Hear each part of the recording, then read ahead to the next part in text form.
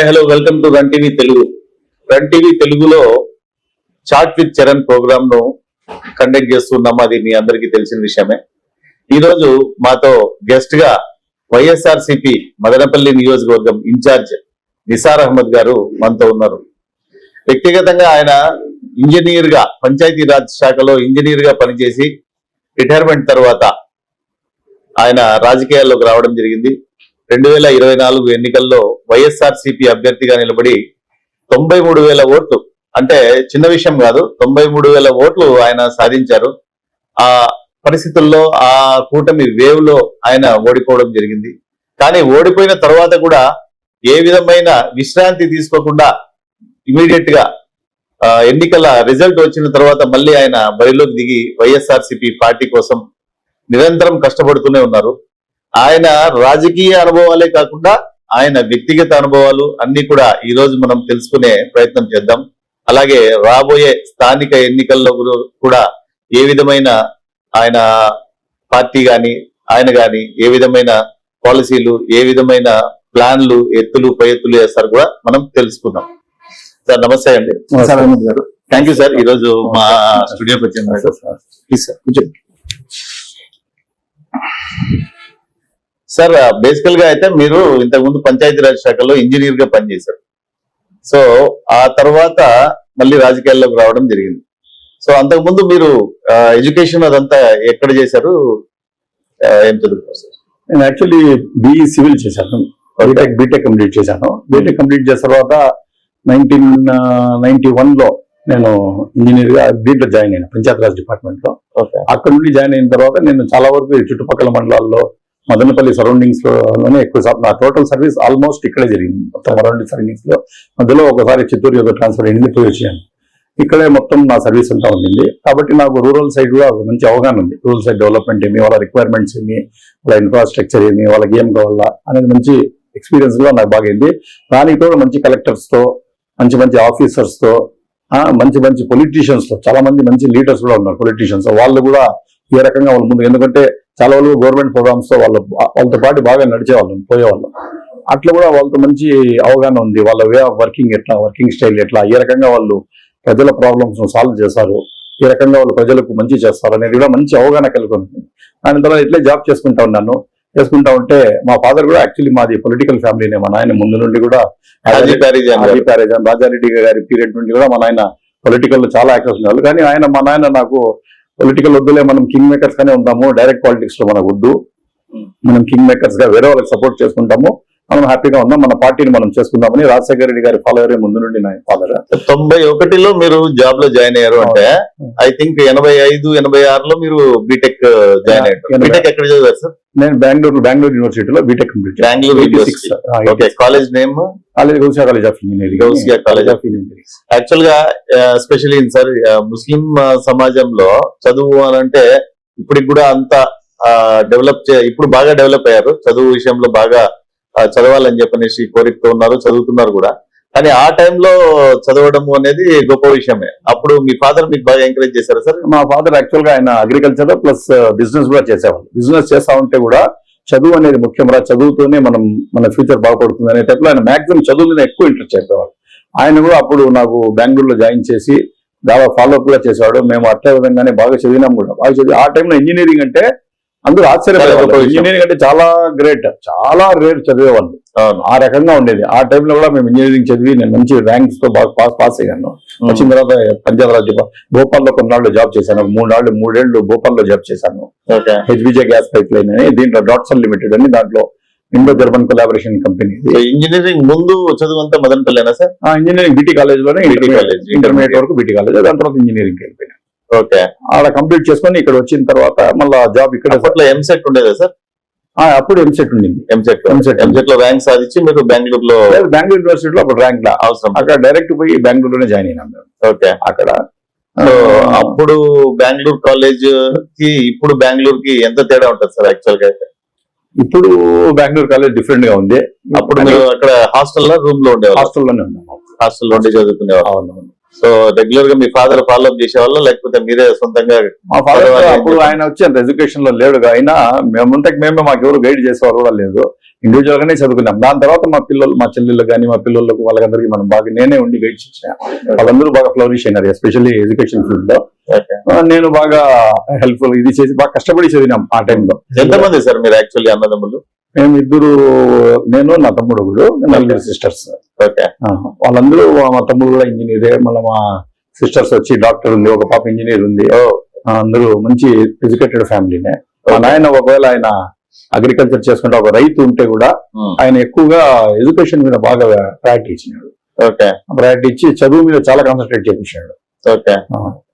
So ఈ education అయిన తర్వాత మీరు జాబ్ కి ఏ విధంగా అప్లై చేశారు సార్? అప్లై చేశారా లేకపోతే దానికి ఏదైనా ఎగ్జామ్స్ రాయాల్సి వచ్చింది? అప్పుడు ఇది ఏపీఎస్సి ఎగ్జామ్స్ ఇది ఉండింది, దాంట్లో క్వాలిఫై దానిలో లేకుండా మళ్ళీ డైరెక్ట్ కూడా ఆ టైంలో మెరిట్ మీద కూడా ఇస్తా వచ్చినారు. దాని కూడా మెరిట్ మీద వేసుకొని మేము జాబ్ వచ్చింది మాకు, మెరిట్ బేసిస్ మీద. అప్పుడు వచ్చి జాయిన్ అయిపోయినాము. అది మదనపల్లి ఉండే దానివల్ల నేను యాక్చువల్లీ చాలా మంచి జాబ్ లో ఉన్నా. డాట్సెల్ లిమిటెడ్ అని, అది చాలా పెద్ద ఇండో జర్మన్ కొలాబరేషన్. అది గల్ఫ్ కంట్రీస్ లో మొత్తం పైప్ లైన్స్ వేసేది ఆ కంపెనీ, డాట్సెల్ లిమిటెడ్ అని జర్మన్ కంపెనీ. అది దాంట్లో జాబ్ చేస్తున్నా. కానీ ఇక్కడ గవర్నమెంట్ జాబ్ వచ్చినందుకు మా ఫాదర్ మాకు హెల్ప్ఫుల్ గా ఉంటావు, నువ్వు అక్కడ చాలా మంచి పోస్ట్ లో ఉన్నా, కన్స్ట్రక్షన్ మేనేజర్ పోస్ట్ లో ఉన్నా, అప్పుడు నువ్వు హెల్ప్ఫుల్ గా ఉంటావు, నువ్వు ఆడ వెళ్ళిపోతే ఎట్లా? భోపాల్ లో ఉన్నా, రాజస్థాన్, భోపాల్, ఆ పక్క యూపీ ఆ సైడ్ ఉన్నా. ఆడ ఉండే బదులు ఇక్కడికే వచ్చి జాబ్ ఇదే ఉంది అని చెప్పి మళ్ళీ ఇక్కడికి అది రిజైన్ చేసి మళ్ళీ ఇక్కడికి వచ్చేసి. Okay sir. కాలేజీలో చదివేటప్పుడు అంటే ఇంజనీరింగ్ కాలేజ్ అంటే బాగా అప్పుడు బాగా యూత్ లో ఉంటారు, ఏదైనా చదువు కాకుండా ఇంకా వేరే యాక్టివిటీస్ కూడా ఉంటాయి, మీ ఫ్రెండ్స్ ఉంటారు, బెంగళూరు నుంచి కాకుండా వేరే వేరే చోట్ల నుంచి కూడా ఉంటారు. సో అక్కడ ఆ బ్యాచ్ లో బెస్ట్ ఫ్రెండ్స్ ఎవరు? మీరు ఎవరితో బాగా కలిసి ఉండేవాళ్ళు? చదివే వాళ్ళతో ఉండేవాళ్ళ లేకపోతే అది చేసే వాళ్ళతో ఉండేవాళ్ళ? యాక్చువల్ గా మాకు వచ్చిన మా రాయచోట్లో మా ఫ్రెండ్స్ ఉన్నారు, వాళ్ళతోనే నేను ఎక్కువ క్లోజ్ గా ఉన్నా. ఎక్కువగా రాయచోటి ప్లస్ కొంచెం మన ఆంధ్ర నుండి రెడ్డిస్ చాలా మంది ఉండేవాళ్ళు, వాళ్ళతోనే ఒక బ్యాచ్ గా మేము ఉండేవాళ్ళము. కానీ మా బ్యాచ్ టోటల్ చదువు మీద కాన్సన్ట్రేట్ చేసే బ్యాచ్. ఎప్పుడు కూడా మేము అన్నెసరీ దీంట్లో బెంగళూరు పోవడము, తిరగడము, చేయడము ఏది లేదు. బంకు కొట్టి సినిమాలు ఏం లేదు, ఏది లేదు, ఓన్లీ చదివే. అసలు మాకు ఈవెన్ ఒక గాంధీ టైప్ లో అప్పటి నుండి మాకు చెప్పారు ఏమంటే ఎడ్యుకేషన్ తప్ప వీళ్ళకి వేరే ధ్యాసే లేదు అని. మెస్ లో తినడము, చదవడం, మెస్ లో తినడం, చదవడం, మళ్ళీ టైంలో ప్రేయర్ చేసుకోవడము, చదవడం, ఈ టైప్ లోనే మా. ఆ ప్రకారం చదివింటే మీరు డెఫినెట్ గా నెంబర్ 1 ర్యాంక్, ఫస్ట్ ర్యాంక్ వచ్చేవాళ్ళు. చాలా మంచి ర్యాంక్ తో పాస్ అయ్యాను. Okay, very good sir. So తర్వాత గవర్నమెంట్ జాబ్ లోకి వచ్చారు, పంచాయతీ రాజ్. ప్రైవేట్ కంపెనీలో ఉండే వాళ్ళు రిజైన్ చేసి ఇక్కడికి వచ్చారు. సో పంచాయతీ రాజ్ శాఖలో ఎటువంటి మీ యాక్టివిటీ ఏముండేది సార్? రెగ్యులర్ గా మీ జాబ్ వర్క్ ఏముండేది, ఏం చేసేవాళ్ళు? మా పంచాయతీ రాజ్ డిపార్ట్మెంట్ అనేది టోటల్ రూరల్ డెవలప్మెంట్ మీద వస్తుంది. Municipality other than municipality, rural side development ఏమేమి ఉన్నాయి, వాళ్ళకు బేసిక్ ఫెసిలిటీస్ ఏం కావాలా, వాటర్ సప్లై, దాని తర్వాత ఇన్ఫ్రాస్ట్రక్చర్, రోడ్స్, డ్రైన్స్, ఓహెచ్ఎస్ఆర్స్, అదేవిధంగా స్కూల్ బిల్డింగ్స్, పిహెచ్సిస్, మళ్ళీ వచ్చి అగ్రికల్చర్ ఆఫీస్ బిల్డింగ్స్, ఇట్లాంటి బిల్డింగ్స్ కన్స్ట్రక్షన్. మేము టోటల్ అప్పుడు ఫండ్స్ కూడా మనకు అట్ ఎ టైం అంత ఎక్కువ ఫండ్స్ రావు కదా, మినిమం ఫండ్స్ ఉంటాయి. దాంట్లో ప్రయారిటీ వైజ్ సెలెక్ట్ చేసుకునేది, ఏది అవసరం అనేది మళ్ళీ ఎమ్మెల్యే దగ్గరికి పోయేది, డిస్కస్ చేసేది, ఏది ప్రయారిటీ, ఏది పెట్టాలా, ఏది అని చెప్పి వాళ్ళ దగ్గర ప్రయారిటైజ్ చేసుకుని ఉండే ఫండ్స్ దాన్ని లింకప్ చేసుకుని ఎవరెవరికి ఎంత వల్ల ఏమి వల్ల అనే టైప్ లో ఫండ్స్ డిస్ట్రిబ్యూట్ చేసుకుని, అంటే అట్ ఎ టైం రావు అందుకంటే అంత మంచి ఉండే ఇది మనది ఏమి కాదు. ముందే వాటిని బాగా టెస్టిస్ చేసుకుంటా ప్రాబ్లమ్స్ లేకుండా ముందుకు వేసుకుని అట్లా చేసుకునే వాళ్ళం. Total rural side development other than municipality, total Panchayati Raj department, rural roads చూసుకోండి, కార్ రోడ్స్, నాబార్డ్ కింద ఫండ్స్ తీసుకుని వచ్చేవాళ్ళము, పిఎంజిఎస్వై కింద ఫండ్స్, సెంట్రల్ గ్రాంట్స్ అవి, దాంట్లో ఫండ్స్ తీసుకుని వచ్చేసి రిక్వైర్మెంట్ జనాభా ప్రాతిపదిక మీద అవన్నీ డెవలప్ చేసేవాళ్ళు. సో మీరు జాబ్ చేసేటప్పుడు అత్యంత సాటిస్ఫైడ్ ఈ వర్క్ చేసిన దానికి నేను ఫీలింగ్ వెరీ హ్యాపీ అని అనిపించింది ఎప్పుడైనా ఉందా సార్ అలాంటి సంఘటన? చాలా వరకు అట్లా చేశాం మేము. ఎస్పెషల్లీ మేము రూరల్ రోడ్స్ ఉంటాయి, హిల్లీ ఏరియాస్, చాలా వరకు హిల్లీ ఏరియాస్ లో వాళ్ళంతా రోడ్స్ ఉంటాయి. వాళ్ళు చాలా వరకు రోడ్స్ లేకుండా జనాలను మోసుకొని వచ్చేవాళ్ళు హాస్పిటల్స్ కు పోలేదు సార్. అది ఏ విలేజ్? ఇక్కడే మన కురబల్కోటలో కూడా ఒకటి ఇది ఉంది, ఆ విలేజ్, అది నన్ను ఏమో పేరు అంటారు, మర్చిపోయినప్పుడు గుర్తురాల. దాంట్లో వచ్చి టోటల్ రోడ్ లేదు, ఏం లేదు. వాళ్ళు కూడా ఏమన్నా హెల్త్ బాగాలేకుండా కూడా మోసుకొని వచ్చేవాళ్ళు. అప్పుడు ప్రభాకర్ రెడ్డి గారు ఎమ్మెల్యే ఉన్నారు, వాళ్ళతో డిస్కస్ చేసి నేను కురబల్కోట మండలంలో పిచ్చలవనపల్లి పంచాయతీ, దానికి రోడ్డు కావాలన్నా మనం చేయాలని చెప్పి అదే మనకి నాబార్డ్ లో పెట్టించి, అప్పుడు ఏదైనా జనైన్ ఇదిగా చెప్తా ఉంటే కూడా అప్పుడు ఉండే పొలిటీషియన్స్ రియల్ గానే గ్రేట్ వాళ్ళు వచ్చిందను పార్టీకి రహితంగా, పార్టీలకు ఏమి సంబంధం లేకుండా ఏడ అవసరం ఉంది, ఎక్కడుంది అని చెప్పి క్లియర్ కట్ గా రిక్వైర్మెంట్ బట్టి శాంక్షన్ చేసేవాళ్ళు. దాని ప్రకారంగా మేము కూడా చేశాము. చాలా వరకు మంచి సాటిస్ఫాక్షన్. విలేజెస్ వచ్చేస్తా అంటే ఎంత సంతోషమైంది. స్కూల్ బిల్డింగ్స్ కానీ చాలా వరకు స్కూల్ బిల్డింగ్స్ ఉంటాయి. ఇప్పటికే అట్లనే ఉండొచ్చు మీరు కట్టిన చాలా ఉన్నాయి. చాలా వరకు స్కూల్ బిల్డింగ్స్ కట్టాము. మళ్ళీ జెడ్పీ స్కూల్స్ కట్టాము. అప్పుడు జెడ్పీ స్కూల్స్ కూడా మా చేతిలోనే ఉన్నాయి. జెడ్పీ స్కూల్స్ దాని కాంపౌండ్స్ టోటల్ ఒక మంచి ఇది తీసుకొని వచ్చాము. చేసే వరకు జస్టిస్ గా చేసాము. అంటే ఫండ్స్ రిక్వైర్మెంట్ తక్కువ కాబట్టి అందరికి సాటిస్ఫై చేయలేము. అప్పుడు మినిమం ఫండ్స్ తో రిక్వైర్మెంట్ బట్టి ఏది ఎక్కువ ఎసెన్షియల్ తో దానికి వాల్యూ ఇచ్చుకుంటే చేసుకుంటాం. So as a government employee గా ఎవ్రీడే మార్నింగ్ లేయడము, పోయడము, డెడికేటెడ్ గా వర్క్ చేయడము, మళ్ళీ ఇంటికి రావడం, ఇట్లనే మీది ఉన్నింది. అవును. అసలు రాజకీయంలో చేయాలంటే మీ ఫాదర్ కూడా మీకు సపోర్ట్ చేయలేదు అన్నారు. సో సడన్ గా ఎట్లా సార్ పొలిటికల్ గా ఎంటర్ కావాలని? యాక్చువల్ గా చెప్పాలంటే 2019 లోనే మీ పేరు వినబడింది. నిసార్ అహ్మద్ అనే వ్యక్తి ఇంజనీర్ గా వర్క్ చేస్తున్నారు, ఆయన వస్తారు, ఆయన వైఎస్ఆర్సీపీ అభ్యర్థి అని. కానీ అనూహ్యంగా వేరే వాళ్ళకి ఇవ్వడం జరిగింది. సో ఏ విధంగా ఎంట్రీ ఇచ్చారు సార్? నాకు యాక్చువల్ గా వచ్చింది అప్పుడు 1999 లో రాటకొండ శోభ అప్పుడు ఎమ్మెల్యే అయినారే. ఆ టైంలో ముజీబ్ హుసేన్ కు టికెట్ ఇచ్చినారు. ఆ టైంలోనే రాజశేఖర రెడ్డి గారు మాకు మా నాయనకు ఫోన్ చేసి, అప్పుడు ల్యాండ్ ఫోన్స్ ఉన్నాయి, దానికే డైరెక్ట్ ఫోన్ చేసి ప్రభాకర్ రెడ్డి గారు వాళ్ళ ఇంట్లో ముజీబ్ హుసేన్ కు కాదు నీకు మీ కొడుకు టికెట్ ఇస్తా ఉన్నాము, నువ్వు రెడీ చేసుకో అంటే కూడా పిలిపించి అదే పనిగా ఢిల్లీ నుండి ఫోన్ ఏఐసిసి ఆఫీస్ లో కూర్చొని ఫోన్ చేస్తే కూడా మా నాయన వద్దు, నాకు మా పిల్లడు ఉద్యోగం చేసుకుని పిల్లలతో హ్యాపీగా ఉన్నాడు, మనకి రాజకీయాలు వద్దు అన్నాడు. అంటే ఒక ఇది చెప్పాలని ఏమంటే నాయన టోటలీ అగెనిస్ట్ ఆయన. రాజకీయాలకు వద్దురా, మనకు అవసరంలా, ఏదో ప్రశాంతంగా ఉండిపోయి ఎందుకు మనకు అనే టైప్ లో చేస్తున్నాడు. కాబట్టి ఇంట్లోనే నాకు అబ్స్ట్రక్షన్స్ ఎక్కువ. నేను ఏదైనా ముందుకు పోయి ట్రై చేయాలంటే కూడా ఒక పక్క ఉద్యోగము, ఒక పక్క మా నాయన అడ్డం. దానివల్ల ఫ్రీగా నేను రాలేకపోయాను. మీకు మనసులో అయితే రాజకీయం చేయాలంటే నాకేమంటే ఏదైనా మనం ఎంత డబ్బు ఉన్నా ఎంత ఏముంటే కూడా ప్రజలకు ఏదైనా మంచి చేయాలంటే ఈ ఫీల్డ్ చాలా ఎక్సలెంట్ ఫీల్డ్. న్యాయం చేసే వాళ్ళైతే చాలా ఎక్సలెంట్. జస్టిస్ చేయొచ్చు ప్రజలకు చిరస్థాయిగా, వాళ్ళ ఎన్నో జీవితాలను మార్చొచ్చు. మనం చాలా వరకు హెల్ప్ చేయొచ్చు. మీరు ఎంత డబ్బు ఇస్తే కూడా మీరు ఓన్ డబ్బు ఎంత ఇవ్వగలరు. అదే మన మాట సహాయం చేసి అన్యాయం జరిగిన వాళ్ళకు న్యాయం చేసుకుంటా మనం కానీ చేసినామంటే ఆ తృప్తే వేరు. అది నేను వాళ్ళతో పొలిటీషియన్స్ తో గానీ వాళ్ళ ఆఫీసర్స్ తో తిరిగి ప్రజల రిక్వైర్మెంట్ ఎక్కువ దాంట్లోనే ఉన్నాను. రూరల్ సైడ్ లో ఉన్నాయి కదా చాలా వరకు. అప్పుడు ప్రోగ్రామ్ జన్మభూమి అంట, ప్రజల ఉద్యోగ పాలన అంట, రకరకాల ప్రోగ్రామ్స్ ఉన్నాయి. రచ్చబండ ప్రోగ్రామ్ రాజశేఖర రెడ్డి గారు పెట్టినారు. అప్పుడంతా ఆఫీసర్లతో, నాయకులతో, పబ్లిక్ లో వెళ్ళిపోతా ఉంటుంది మేము విలేజెస్ లో అంతా. అప్పుడు వాళ్ళ ప్రాబ్లమ్స్ అది చూసి నిజంగానే జెన్యూన్ గా చేస్తే ఆ తృప్తి నిజంగా ఒక మనిషికి మనం కానీ తృప్తిగా ఏదైనా మేలు చేసినామంటే ఆ సాటిస్ఫాక్షన్ మన మనసు వస్తుంది. ఆ సాటిస్ఫాక్షన్ ఎవరిని కోర్టు ఉంటే కూడా ఆ సాటిస్ఫాక్షన్ రాదు. ఒక ఏమన్నా రిక్వైర్డ్ పర్సన్ కు అవసరం ఉండేవానికి మనం కానీ హెల్ప్ చేసేసి వాని అవసరం తిరిగిపోయి వాడు కానీ మన కోసం ప్రే చేస్తే దానికి మించింది నిధే లేదు. ఇది అదే నా నమ్మకం. దానికోసం ఇది రైట్ ప్లేస్ ఏదైనా చేయాలంటే ప్లస్ మా బిడ్డలు కూడా బాగా సెటిల్ అయిపోయినారు, అందరూ బాగున్నారు. నాకేమి ఇప్పుడు డబ్బుతో దాంతో ఏం అవసరం కూడా లేదు. రిటైర్ ఫీల్డ్ గా రిటైర్డ్ లైఫ్ ఇంట్లో వాలంటీర్ రిటైర్మెంట్ లేకపోతే సర్వీస్ అయిపోయింది. వాలంటీర్ రిటైర్మెంట్ తీసేసుకుని నేను ఎంటర్ కావాలా అని చెప్పి అప్పుడు ఎంటర్ అయినా. ఎంటర్ అయిన తర్వాత మా ఫాదర్ కూడా చనిపోయా. అప్పుడు మా నాయన కూడా అప్పుడు డిస్కస్ చేసినాడు, లేదు కదా ఇప్పుడు నీ అవసరాలన్నీ తీరిపోయినాయి కాబట్టి ఇప్పుడు కావాలంటే ఫోన్ అని చెప్పారు. కానీ దురదృష్టవశాత్తు ఆయన చనిపోయినాడు. చనిపోయిన తర్వాత నేను ఇంకా కంటిన్యూ తెచ్చుకోవాలి టికెట్ అని చెప్పి తీసుకుని వచ్చాను. మీరే ప్రయత్నం చేశారా టికెట్? నేనే అప్పుడు నుండే నా పేరు రొటీన్ గా వస్తా ఉండేది. ట్రై చేసేవాళ్ళం, రొటీన్ గా వస్తా ఉండేది. దానికి తోడు నేను కూడా పోయేసి నాకు కావాలా, నేను రెడీగా ఉన్నాను అని చెప్పి నా విల్లింగ్నెస్ ఇస్తే, ఇంతకుముందు విల్లింగ్నెస్ కూడా ఇచ్చేవాళ్ళని కాదు. విల్లింగ్నెస్ ఇస్తే టోటల్లీ మనం వెళ్లే ముందు మీరు కొద్దిగా హెసిటేట్ చేయలేదు sir? Like already YSRCP party నుంచి 2 ఎమ్మెల్యేలుగా గెలిచారు, వాళ్ళు కూడా ఆస్పిరెంట్ గానే ఉన్నారు, వాళ్ళని కాదని నాకు ఇస్తారు అని చెప్పి మీకు ఏ విధంగా నమ్మకం ఉండింది? అంటే మీ స్ట్రాంగ్ బ్యాకప్ ఎవరు మీ గాడ్ ఫాదర్? మాకు డెఫినెట్లీ ఇప్పుడు మాకు టోటల్ వచ్చి పెద్దరెడ్డి రామచంద్ర అన్న, మిథునరెడ్డి అన్న వాళ్ళు ఉన్నారు మాకు. వాళ్ళకు నేను పోయి అడిగినాను. అడిగితే వాళ్ళు కూడా ఏమన్నారు, ఒకవేళ మైనారిటీ వస్తే దాంట్లో కూడా సర్వే చేపించేసి మంచి ఇది వచ్చిందంటే మీకు ఖచ్చితంగా మీకు వస్తుందని చెప్పినారు. వాళ్ళు కూడా మనకు ఇలా, నేనేమో వాళ్ళనే ఆశ్రయించినాను. ఆశ్రయించిన తర్వాత సర్వేస్ కూడా చేసినారు. మనకు రాజకీయాల్లో నార్మల్ రాజకీయాల్లో ఉంటే ఒకసారి నెగిటివ్ ఇమేజెస్ కూడా వస్తాయి. మేము క్లీన్ ఇమేజ్ తో బయటకు వచ్చినాను కాబట్టి సర్వేస్ కూడా మాకు బాగా వచ్చినాయి కాబట్టి మైనార్టీకి ఇచ్చినారు కాబట్టి మైనార్టీకి ఇవ్వాలని చెప్పి హైకమాండ్ డిసిషన్ తీసుకునింది. దానికోసం నాకు ఛాన్స్ రావడం జరిగింది. ఒక ఇంజనీరింగ్ చేసిన వ్యక్తి, ఒక క్లీన్ చిట్ తో, ఒక డిసిప్లైన్డ్ గవర్నమెంట్ ఎంప్లాయీ ఈ రాజకీయాలు అయితే డెఫినెట్ గా ఎత్తుకు పై ఎత్తులు వేయాలి, కుల రాజకీయాలు ఉంటాయి, మత రాజకీయాలు ఉంటాయి, గ్రూపులు కట్టాలి, డబ్బులు ఖర్చు పెట్టాలి, పొద్దు నుంచి సాయంత్రం వరకు ప్రజల సమస్యలు వినాలి, మనం తీర్చగలుగుతామో తీర్చగలేమో తర్వాత విషయం, కానీ వాళ్ళ సమస్యలు అయితే వినాలి, ఒక రిప్రజెంటేషన్ తీసుకొని వాళ్ళకి సంబంధించిన అధికారుల దగ్గరికి కానీ ఎమ్మెల్యే దగ్గరికి కానీ తీసుకెళ్లి వాళ్ళకి సమస్య సాల్వ్ చేసేదానికి ప్రయత్నించాలి.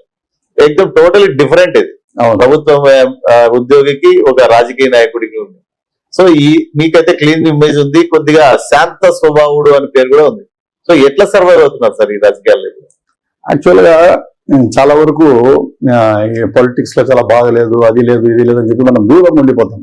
యాక్చువల్ గా మనము పర్ఫెక్ట్ గా ఉంటే అవన్నీ ఏం సెట్ కాదు. ఎందుకంటే ఫర్ ఎగ్జాంపుల్ మంచి డ్రైవర్ ఉన్నాడు, చుట్టుపక్కల వాడు అట్లున్నాడు ఇట్లున్నాడు ఎట్లున్నాడు అనుకుంటా ఉంటే మన పాటికి మనం డ్రైవ్ చేసుకుంటా పోతా ఉండాలి అంతే. నేను కాన్ఫిడెంట్ గా ఉన్నా, ఎట్లా ఉంటే కూడా నా బేసిక్ ప్రిన్సిపల్స్ నేను వదులుకోను. నేను నా బేసిక్ ఏముందో నా టార్గెట్స్ ఏమన్నా నేను అచీవ్ చేసుకోవాలని చెప్పి 10 మందికి మేలు చేయాలనే కాన్సెప్ట్ లో పోతా ఉండా. కాబట్టి పోతాను. ప్లస్ మీకు ఒకటి ఏమంటే, మీకు ఏది కూడా ఒకటి బరువు అని ఎప్పుడు అనిపిస్తుందంటే, ఏదైనా పని చేసినప్పుడు మాకు ఇది బరువు, ఇది నాకు చాలా హెక్టిక్ గా ఉంది, ఎట్లా నేను ఎప్పుడు అనిపిస్తుందంటే, ఆ జాబ్ సాటిస్ఫాక్షన్ మన మనసులో ఇది లేనప్పుడు, నిజంగానే ప్రజల ప్రాబ్లమ్స్ తీర్చల్లా, ప్రజలకు నేను హెల్ప్ చేయాలా అనే కోరిక ఉండేటప్పుడు వాళ్ళు వచ్చినప్పుడు ఇంకా మనం సంతోషంగా ఫీల్ అవుతాం. మీ ప్రాబ్లమ్స్ నేను సెటిల్ చేయడానికి నాకు చాలా సంతోషంగా ఉంది. ఎందుకంటే ఆ మనసులో నాకు ఆ ఫీలింగ్ ఉంది, నేను హెల్ప్ చేయాలని. అది లేకుండా ఉంటే వాళ్ళకి డెఫినెట్లీ మీరు చెప్పినట్టు ఏమే వస్తాను, ఇంతమంది వస్తూ ఉండరు, నాకు ఇంత వర్క్ లోడ్ ఉంది, వీళ్ళు ఈ ప్రకారంగా సతాయిస్తూ ఉండారే నాకు అనేటప్పుడు ఒక ఫీలింగ్ వస్తుంది. కానీ మనసులో చేయాలనే ఒక తాపత్రయం ఉంటే, వాళ్ళకి నేను 10 మంది ప్రాబ్లమ్ సాల్వ్ చేయాలనే తాపత్రయం ఉంటే, అది ఖచ్చితంగా వర్క్ లోడ్ అనిపించదు, ఒక బాధ కూడా అనిపించదు, సంతోషంగా చేస్తాం. ఆ విధంగా నేను నా అంబిషన్ అది ఉండింది కాబట్టి ప్రజలకు మేలు చేయాలని నాకు చాలా వరకు నేను జీవిస్తూ ఉన్నాను. ఓకే సార్, ప్రభుత్వ ఉద్యోగిగా మీరు మీ పర్సనల్ అమౌంట్లు కానీ పర్సనల్ గా ఎవరికైనా హెల్ప్ చేశారా? అంటే ఇప్పుడు మీరు 10 మందికి హెల్ప్ చేయాలనే ఉద్దేశంతో రాజకీయాల్లోకి వచ్చాను అంటారు. అంతకు ముందు కూడా మీరు ప్రజాసేవ చేశారా? అప్పుడు ఉండేటప్పుడు మా ఫాదర్ ఆల్రెడీ ఆయన పిక్చర్ లో ఉన్నారు. మా ఫాదర్ ప్రతి ఒక్కరికి ఎవరు వచ్చినా కూడా వాళ్ళు తన వంతు సాయం వాళ్ళు చేసేవాళ్ళు, ఏదొస్తే కూడా. కానీ అది లిమిటెడ్. ఇప్పుడు ఫైనాన్షియల్ హెల్ప్ అనేది చాలా లిమిటెడ్ ఉంటుంది. ఎందుకంటే మన రిసోర్సెస్ ఉంటాయి, రిసోర్సెస్ లో దాన్ని కట్ చేసుకుంటా ఇవ్వాలంటే మనకున్న ఆదాయాన్ని బట్టి మన ఆదాయాన్ని బట్టి దాంట్లో కొంచెం షేర్. యాక్చువల్లీ మా దాంట్లో ఇది కూడా ఉంది, ఏది జకాత్ అనే ఇది కూడా ఉంది. దాంట్లో వచ్చిండే ఇన్కమ్స్ లో కూడా అంత ఇవ్వాల్సిందే, ఖచ్చితంగా ఇవ్వాల. ఫాదర్ కూడా అది డెఫినెట్లీ పాటించేవాళ్ళు. ప్లస్ మా దాంట్లో ఏమంటే, మీరు ఎవరికైనా హెల్ప్ చేస్తే కూడా కుడి చేతికి ఇస్తే ఎడమ చేతికి తెలియదు, ఆ రకంగా మీరు హెల్ప్ చేయాలనేది కూడా ఇస్లామిక్ టీచింగ్స్ కూడా ఉంటాయి. కాబట్టి మా లెవెల్లో మాకు తగ్గట్టుగా మా బంధువులు కానీ మా వాళ్ళకి కానీ ఎవరు కూడా మేము హెల్ప్ చేసుకునే ఉన్నాం. ఆ రకంగా ముందుకు పోయేవాళ్ళం. మొత్తానికి గవర్నమెంట్ జాబ్ అంటే మంత్ ఆన్ మంత్ శాలరీ ఇంక్రిమెంట్లు, తర్వాత పిఎఫ్లు, ఒకసారిగా final settlement, cool life sir. So రాజకీయాల్లో ఇప్పుడు మీరు దాదాపు ప్రత్యక్ష రాజకీయాల్లో ఒక 3 years నుంచి ఉన్నారు అనుకుంటా. 3 years. ఈ 3 సంవత్సరాల్లో ఎప్పుడైనా అనిపించిందా సార్, ఎందుకు వచ్చిన పంచాయతీ దాని నుంచి ఇటుకు వచ్చినాము, ఈ బాధలు, ఈ డబ్బు ఖర్చు, ఇవంతా ఇంత కష్టం అని చెప్పి ఎప్పుడు అనిపించలేదా? నాకు యాక్చువల్లీ దీనిలో ఇంట్రెస్ట్ ఉంది కాబట్టి నాకు ఎప్పుడు అనిపించలే. నాకు ఇంకా హ్యాపీగా నేను ఫీల్ అవుతా ఉన్నాను. దీంట్లో ఇంకా చేద్దాము, ఇంకా 10 మంది, ఇంకా మనకు పవర్ లేదు, ఏం చేయలేకపోతా ఉండమే. ఏదైనా ఉంటే కూడా ఇప్పుడు న్యాచురల్లీ ఇంకా ఆ పొజిషన్ లో ఉన్నాం కాబట్టి మన మాట ఏది చల్లదు. అయినా కూడా మాక్సిమం తాపత్రయపడతా ఉన్నాం, ప్రజలకు ఏదైనా చేద్దామనే తాపత్రయం ఉంది లోపల. కాబట్టి నేను చెప్తే కదా, నా మనసులో చేయాలని ఉండేటప్పుడు నేను విల్లింగ్ గా వచ్చినప్పుడు నాకు అది బాధ అనిపించడం లేదు, సంతోషంగానే ఉన్నాను. నేను ఫుల్లీ సాటిస్ఫై గా ఉంటాను. ఇంకా కూడా ముందుకు సాగి ప్రజలకు 10 మందికి సేవ చేయాలా. ఎందుకంటే లైఫ్ అనేది లిమిటెడ్. ఎప్పుడు ఈ రోజు ఉంటాడో రేపు మనిషి ఉంటాడో లేదో తెలియదు. ఇప్పుడు పరిస్థితులు అట్లా ఉన్నాయి. కాబట్టి ఉండేదానికి 10 మందికి మనం హెల్ప్ చేసి మనం ఇదే అయిపోయినా మనము ప్రజల దృష్టిలో జీవించే ఉంటాం. ఎందుకంటే ఆయన మనకి చేసినాడు అని అది తెచ్చుకోవాలనేదే నా కోరిక, అంతే. ఓకే సార్, 2024 లో రిజల్ట్ వచ్చిన తర్వాత మీరు ఆ చిన్న మార్జిన్ తో ఓడిపోయిన తర్వాత మీ ఫీలింగ్ ఏంటి సార్? ఇట్లా ఏ విధంగా ఫీల్ అయ్యారు? నిజంగానే చాలా బాధ వేసింది. ఎందుకంటే 100% గెలుస్తాము, 100% మనం ఎమ్మెల్యే అవుతామనే ఒక నమ్మకం ఉండింది. కానీ అప్పుడు ఏదో దీంట్లో అయిపోయింది, ఎట్లా జరిగిపోయింది అని చెప్పి చాలా డిప్రెషన్ మూడ్ లో పోయినా, డిప్రెస్ అయిపోయినా, ఏం రైట్ అయిపోయింది. కానీ ఒక రకంగా అనుకున్నా, మా ఉర్దూలో కూడా ఒకటి ఉంది, హర్ షర్ లో ఖైర్ హై అంటారు. అంటే మళ్ళీ చెప్పండి సార్ క్లియర్ గా. హర్ షర్ మే ఖైర్ హై అంటారు. హర్ షర్ మే ఖైర్ హై. ఏ చెడ్డ పనిలో కూడా చెడ్డ జరిగినట్టు అనిపించినా దాంట్లో కూడా ఏదో మంచి దాగి ఉంది అనే టైప్ లో అంటారు. కాబట్టి నేను దాన్ని ఆలోచించిన ఏం జరిగినా మన మంచికి అనేది. మంచికే, అది ఒక ఆ రకం చెప్పుకోవచ్చు. ఏం జరిగినా మన మంచిగా అనేది, దాన్ని నేను గాడ్ మీద బిలీవ్ చేసేది ఎక్కువ నేను. కాబట్టి నాకు అది ఒక ఫీలింగ్ వచ్చింది, సరే ఏది జరిగినా నా మంచికే ఉంటుంది ఇది, ఈసారి లేదు నెక్స్ట్ సారికైనా మనకు వస్తుంది ఛాన్స్, ఖచ్చితంగా మనం మేలు చేద్దాము అనే టైప్ లో. ఇంతకుముందు అయితే ఐగా టికెట్ వచ్చి by chance, ticket by chance, ఈసారి బై ఛాయిస్ తెచ్చుకుందాము, కష్టపడదాం. అంతకుముందు ఛాన్స్ లో వచ్చింది చేసిన ఆ మాట, ఈరోజు బై ఛాయిస్ లో తెచ్చుకున్నాను. అంటే కష్టపడి నా కెపాసిటీని చూపిద్దాం. దేవుడు నాకు ఈ రోజు అవకాశం ఇచ్చాడు. సమన్వయకర్త అనేది కూడా, ఇన్ఛార్జ్ అనేది కూడా పెద్ద ఇది, అది ఆల్మోస్ట్ చాలా పెద్దది. అది ఉన్న జగన్మోహన్ రెడ్డి గారు నన్ను నమ్మి పెద్ద పెద్ద హేమాహేమల సరసన నిలబెట్టినాడు. ఆ పక్క పెద్దిరెడ్డి రామజారెడ్డి గారు, పెద్దిరెడ్డి ద్వారకానాథ్ రెడ్డి గారు, శ్రీకాంత్ రెడ్డి గారు, చింతల రామజారెడ్డి గారు, వాళ్ళ శ్రీనివాసులు గారు, ఆకిపాటి అమర్నాథ్ రెడ్డి గారు, హేమాహేమలు ఉంటారు. వాళ్ళ సరసన నేను యాక్చువల్లీ నెగ్లిజిబుల్. వాళ్ళ సరసన నాకు నిలబెట్టాడు ఆయన, నా మీద నమ్మకం పెట్టుకున్నాడు. వాళ్ళు ఓన్లీ కూర్చొని వాళ్ళ ఐడియాస్ కూడా నడిపించగలరు, కానీ నేను ఆ కెపాసిటీ లేదు. నేను నాకు కష్టపడాలా, నేను చేయాలా. వాళ్ళ సరసన నిలబడే యోగ్యత నాకు కావాలంటే నా కష్టం చూపించి, నా శ్రమ చూపిస్తేనే నేను ఇదైతాను అనే టైప్ లో నేను బాగా డే 1 నుండి కూడా నాకు ఇచ్చి నా మీద నమ్మకం పెట్టించినారు. ఎంత వర్క్ ఇస్తే అంతవరకు నా కెపాసిటీ నేను చూపిద్దాం. కూడా జాబ్ లో అంతే, ఏదైనా పోస్ట్ ఇచ్చినారంటే జీవిస్తా ఉంది నేను. అప్పుడు కూడా జాబ్ లో కూడా అంతే, ఏదైనా సపోజ్ కొత్తకోట ఇన్ఛార్జ్, కొత్తగా ఆడ జీవిస్తా ఉంది. మళ్ళీ కురబలకోట ఇన్ఛార్జ్ గా పెట్టినప్పుడు కురబలకోటకు పోయినప్పుడు ఆడ జీవిస్తా ఉంది. అంటే నా మైండ్ కూడా డెడికేటెడ్ మనస్తత్వం. సో ఒక రకంగా మీ స్ట్రెంత్ కూడా అదే అని చెప్పొచ్చా? ఇప్పుడు అది ఆ డెడికేషన్ నాకు ఇప్పుడు స్ట్రెంత్ గా తయారైంది. ఎందుకంటే ఆ డెడికేషన్ నాకు చిన్నప్పటి నుండి బిల్డప్ అయింది కాబట్టి సేమ్ ఇది వచ్చిందో నేను ఇక్కడ కూడా చూపిస్తా ఉన్నా. దీంట్లో కూడా సమన్వయకర్తగా ఉండేటప్పుడు కూడా అది నాకు మంచి బేస్ ఫామ్ అవుతా ఉంది. సార్, మీకు మంచి చేయాలని, మనకు మంచి చేయాలని 10 మందికి ఉండొచ్చు, కానీ రాజకీయం అనేది టోటల్లీ డిఫరెంట్. రాజకీయాల్లో నేను ఇంతకు ముందే చెప్పినట్టు ప్రజలందరినీ కన్విన్స్ చేయాలి. సో ఇప్పుడు ఈ 3 సంవత్సరాల నుంచి మీరు తిరుగుతా ఉన్నారు కదా, సో మీకు ప్రజల నుంచి ఏ విధమైన రెస్పాన్స్ వచ్చింది? ప్రజల నుంచి మీరు మీ దగ్గర నుంచి ప్రజలు ఏమి ఎక్స్పెక్ట్ చేస్తారు? ఎటువంటి ప్రాబ్లమ్స్ తో మీ దగ్గరికి ఎక్కువ వస్తూ ఉంటారు సార్?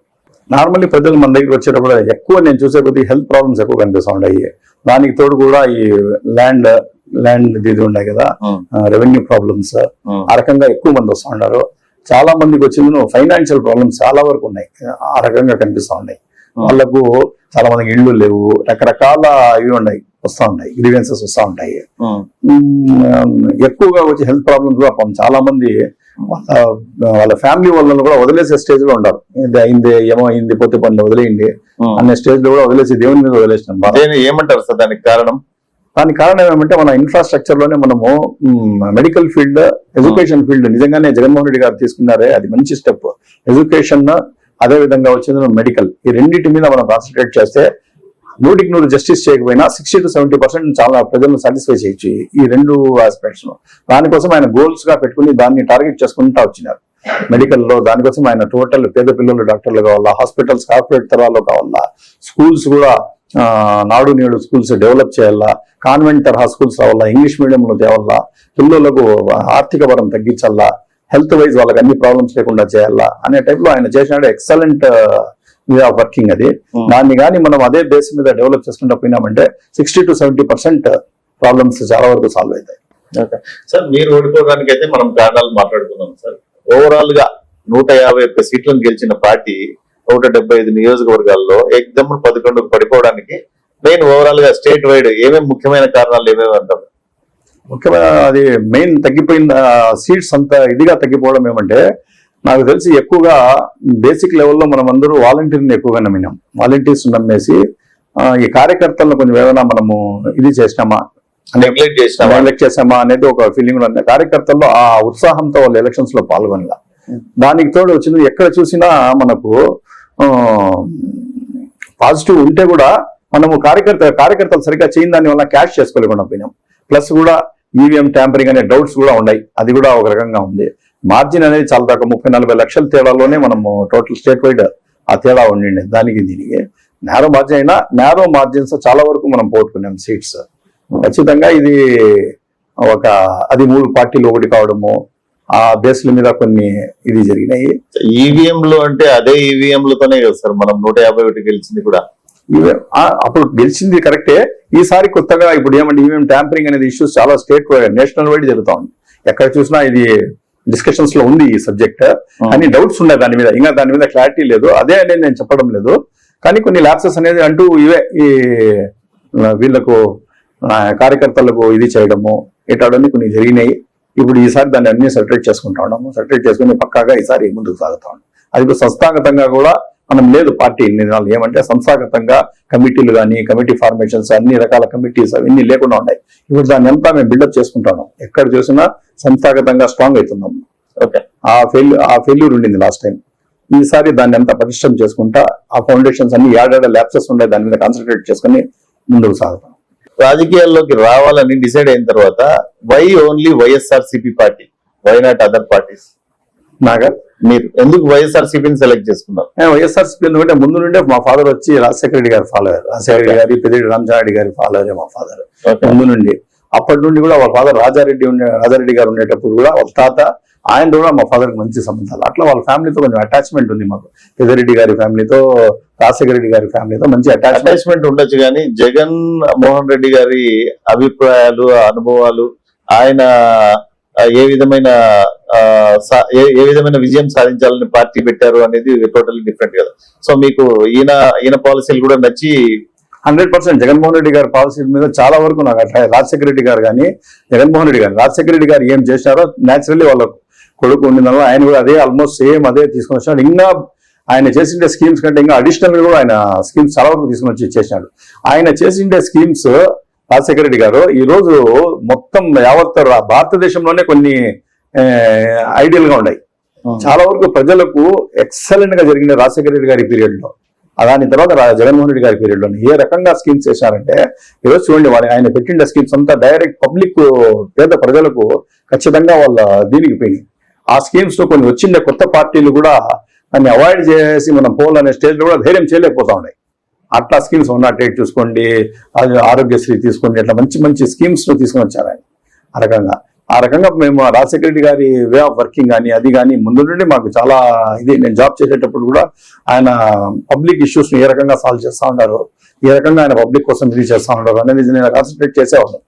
ఆ ఫాదర్ కూడా ఇంకా నేను వచ్చే ఇంట్లో మేము డిస్కస్ చేసుకునే వాళ్ళం. ఆ స్కీమ్ ఇట్లా చేస్తా ఉన్నారు, ఈ స్కీమ్ ఇట్లా చేస్తా ఉన్నారంటే నిజంగానే మేము చాలా అట్రాక్ట్ అయినాం ఆయన స్కీమ్స్. ఓకే సార్, మదనపల్లి నియోజకవర్గం వరకు చూస్తే గతంలో ఆల్మోస్ట్ మీ అంత క్లీన్ ఇమేజ్ ఉన్న వ్యక్తే దేశాయి తిప్పారెడ్డి సార్.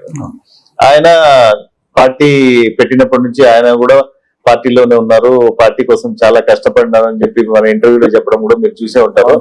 సో ఆయన్ను కాదని మీరు తెచ్చుకున్నారు కదా. సో మీకు ఆయన దగ్గర నుంచి కానీ మిగతా వైఎస్ఆర్సీపీలో ఇంకా టికెట్లు ఎక్స్పెక్ట్ చేసిన వాళ్ళ దగ్గర నుంచి కానీ ఫుల్ సపోర్ట్ దొరికిందని అంటారా లాస్ట్ ఎన్నికల్లో?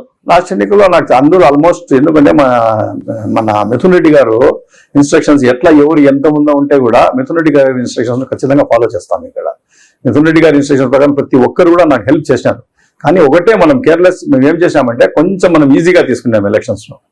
నేను ఇంక్లూడింగ్ మీ, నేను కూడా ఈజీగా తీసుకున్నాం. ఏమంటే ఖచ్చితంగా గెలిచేస్తాము, ఇంత మంచి స్కీమ్స్ జగన్మోహన్ రెడ్డి గారు ఇచ్చినారు, ప్రజల్లో ఇంత బెనిఫిట్ చేశాం మనము, ప్రజలు మర్చిపోలేకుండా ఉండరు. మిథున్ రెడ్డి గారు ఇన్స్ట్రక్షన్స్ ఇచ్చినా కూడా సపోర్ట్ చేయని వాళ్ళు కూడా మదనపల్లిలో ఉన్నారు అని అంటే ఏమంటారు సార్? నాకు తెలిసి ఏమన్నా తెర వెనక వాళ్ళు చేసినచ్చు, కానీ నాకు నా ఇది ఉండేంత వరకు ఎవరు కూడా అట్లా చేయలేదు. 100% పార్టీ కోసమే కమిటెడ్ గా ఉన్నారు, పార్టీ కోసమే చేసినారు. కానీ ఆ ఉత్సాహంతో చేయలేకపోయినారు. ఎందుకంటే ఒక కాన్ఫిడెంట్, వచ్చేస్తాంలే మనము, గెలిచేస్తాంలే మనము అనే టైప్ లో కాన్ఫిడెంట్ లో తీసుకుని ఈజీ. అంటే నా ప్రశ్న ఏమంటే సార్, మీరు టికెట్ తెచ్చుకున్నారు, టికెట్ ను ఆశించిన వాళ్ళు ఇంకా బయట ఉన్నారు. సో వాళ్ళు మీకు సపోర్ట్ చేశారని మీరు ఎట్లా అనుకుంటారు? ఖచ్చితంగా నేను పర్సనల్లీ చూసినా కదా, ప్రతి ఒక్కరు కూడా. ఇప్పుడు తిప్పారెడ్డి సారే ఉన్నాడు, ఎంత కష్టపడిన టికెట్ నేను ఉండేటప్పుడు ఆయనకు నేను ఒకసారి ఆయన ఇంట్లో పోయింటే తిప్పారెడ్డి సార్ కాకుండా అడుగుతున్నా సార్, ఇంకా వేరే నాయకులు తిప్పారెడ్డి సార్ కాకుండా కూడా ప్రతి ఒక్కరు నాకు తెలిసి చేసినారు. ఎందుకంటే ఎవరు కూడా మనకు అగెనిస్ట్ గా చేసిన వాళ్ళు ఎవరు కాదు. వైఎస్ఆర్ కాంగ్రెస్ పార్టీలో ఏమంటే మేము ఒకవేళ మనలో మాకు 1,00,000 మనస్పర్ధలు ఉంటే కూడా, ఒకవేళ మన జగన్మోహన్ రెడ్డి గారి ఇన్స్ట్రక్షన్స్ కానీ పెద్ద ఇన్స్ట్రక్షన్స్ ఉంటే ఖచ్చితంగా దాన్ని ఫాలో చేస్తాం. మేము ఫాలో చేసి 100% కమిటెడ్ గానే ఉంటాం. దాని ప్రకారంగా మనం చేస్తాము. అదే ఈజీ తీసుకునే దాని వల్ల, అప్పటికి కూడా ఈజీ తీసుకునే దాని వల్ల, కొన్ని మైనర్ మిస్టేక్స్ చేసుకునే దాని వల్ల కూడా మనకి ఇట్లా ఇది. ఓకే, సో రాబోయే ఎన్నికల్లో మీరు ఆస్పిరెంటే, ఇంకా కొంతమంది ఆస్పిరెంట్స్ ఉన్నారు సార్. ఒకవేళ టికెట్ మీకు కాకుండా ఇంకొకరికి కేటాయిస్తే మీరు, మీ అభిప్రాయం ఎలా ఉంటుంది? మీరు ఏ విధంగా ముందుకెళ్తారు?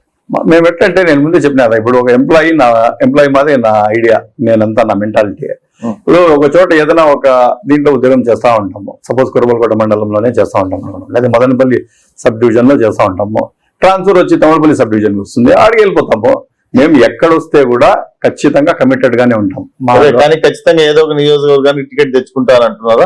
కాదు, ఖచ్చితంగా ఇన్స్ట్రక్షన్స్ ఫాలో చేస్తాము అనేది. వాళ్ళు కానీ హైకమాండ్ మాకు 100% వీళ్ళు కాదు మీ కాదు ఈయన చేస్తామంటే ఖచ్చితంగా ఆయన వెంట ఉంటాం మేము. ఆయన వెంట ఉంటే పార్టీ గెలుపు కోసం మేము ట్రై చేస్తాం.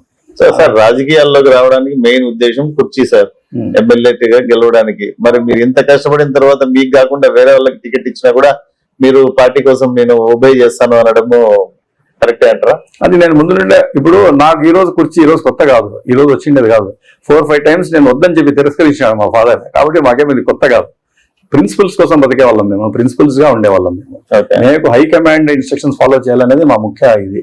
హైకమాండ్ ఏది చెప్తే దాని మీద ఫాలో అప్ చేస్తాం. ఓకే, నా కష్టం నేను పడతాను, టికెట్ ఇవ్వడం లేదు, ఇవ్వడము ఇవ్వకపోవడము అధిష్టానం వాళ్ళ మీద డిపెండ్ అవుతుంది. ఎందుకంటే వాళ్ళు వచ్చిందను మనం మదనపల్లి యాజ్ యూనిట్ తీసుకుంటాం. ఏమని మదనపల్లి కాన్స్టిట్యున్సీలో ఫలానా క్యాస్ట్ కి ఈసారి ఇస్తాం, ఈ క్యాస్ట్ కి ఈసారి ఇస్తాం, అది ఈసారి మనం వేసుకున్నాం. కానీ జగన్మోహన్ రెడ్డి గారు స్టేట్ యాజ్ యూనిట్ తీసుకుంటాడు. ఆయన స్టేట్ యాజ్ యూనిట్ తీసేసుకొని ఎక్కడ ఎవరికి అకామిడేట్ చేయాలా, ఎక్కడ ఏం చేయాలా అనేది ఆయన డెసిషన్ తీసుకుంటాడు. కాబట్టి ఆయన డెసిషన్ అనేది చాలా బ్రాడ్ గా ఉంటుంది.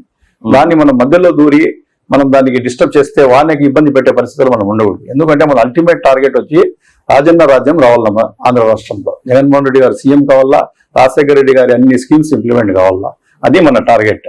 దానికోసం కొన్ని మైనర్ అడ్జస్ట్మెంట్ ఉంటే కూడా మనం అడ్జస్ట్ చేసుకొని ముందుకు పోక తప్పదు 100%. ఇప్పుడు తిప్పాడి సార్ కూడా లాస్ట్ టైం ఆయనకి రాలేకపోయినా ఆయన చేసినారు కదా, ఖచ్చితంగా చేసినాడు ఆయన పార్టీ. ఏమంటే అట్లా స్ట్రీమ్ లైన్ పార్టీ మాది. ఏదైనా ఉంటే కమిటెడ్ అంటే కమిటెడ్ గానే ఉంటాం. Very good sir, appreciate sir. ఒకవేళ ఇన్ కేసు 2029లో టికెట్ కోసం పోటీ పడితే మీకు తిప్పారెడ్డి సార్కే పోటీ ఉంటుందంటారా, ఇంకెవరైనా ఉన్నారా సార్ మధ్యలో? మోస్ట్లీ నాకు తిప్పారెడ్డి సార్ మధ్యలోనే ఉంటుంది. దాంట్లో కూడా క్యాస్ట్ ఈక్వేషన్స్ మీద డిపెండ్ ఉంటుంది. ఒకవేళ పోటీ ఉంటే కనుక మీకు తిప్పారెడ్డి సార్కి మాత్రమే అదే ఉంటుంది నేను అనుకుంటా ఉన్నాను. సో యాక్చువల్ గా అయితే మీకు మదనపల్లిలో ఓటర్ల పరంగా చూసి ఓటర్లు ఎక్కువ శాతం ముస్లింస్ ఎక్కువ ఉన్నారు కాబట్టి మీకు ఇస్తే గెలుస్తారు అనే ఉద్దేశంతో ఇచ్చారు అని అంటారు. అది ఎంతవరకు నిజం సార్?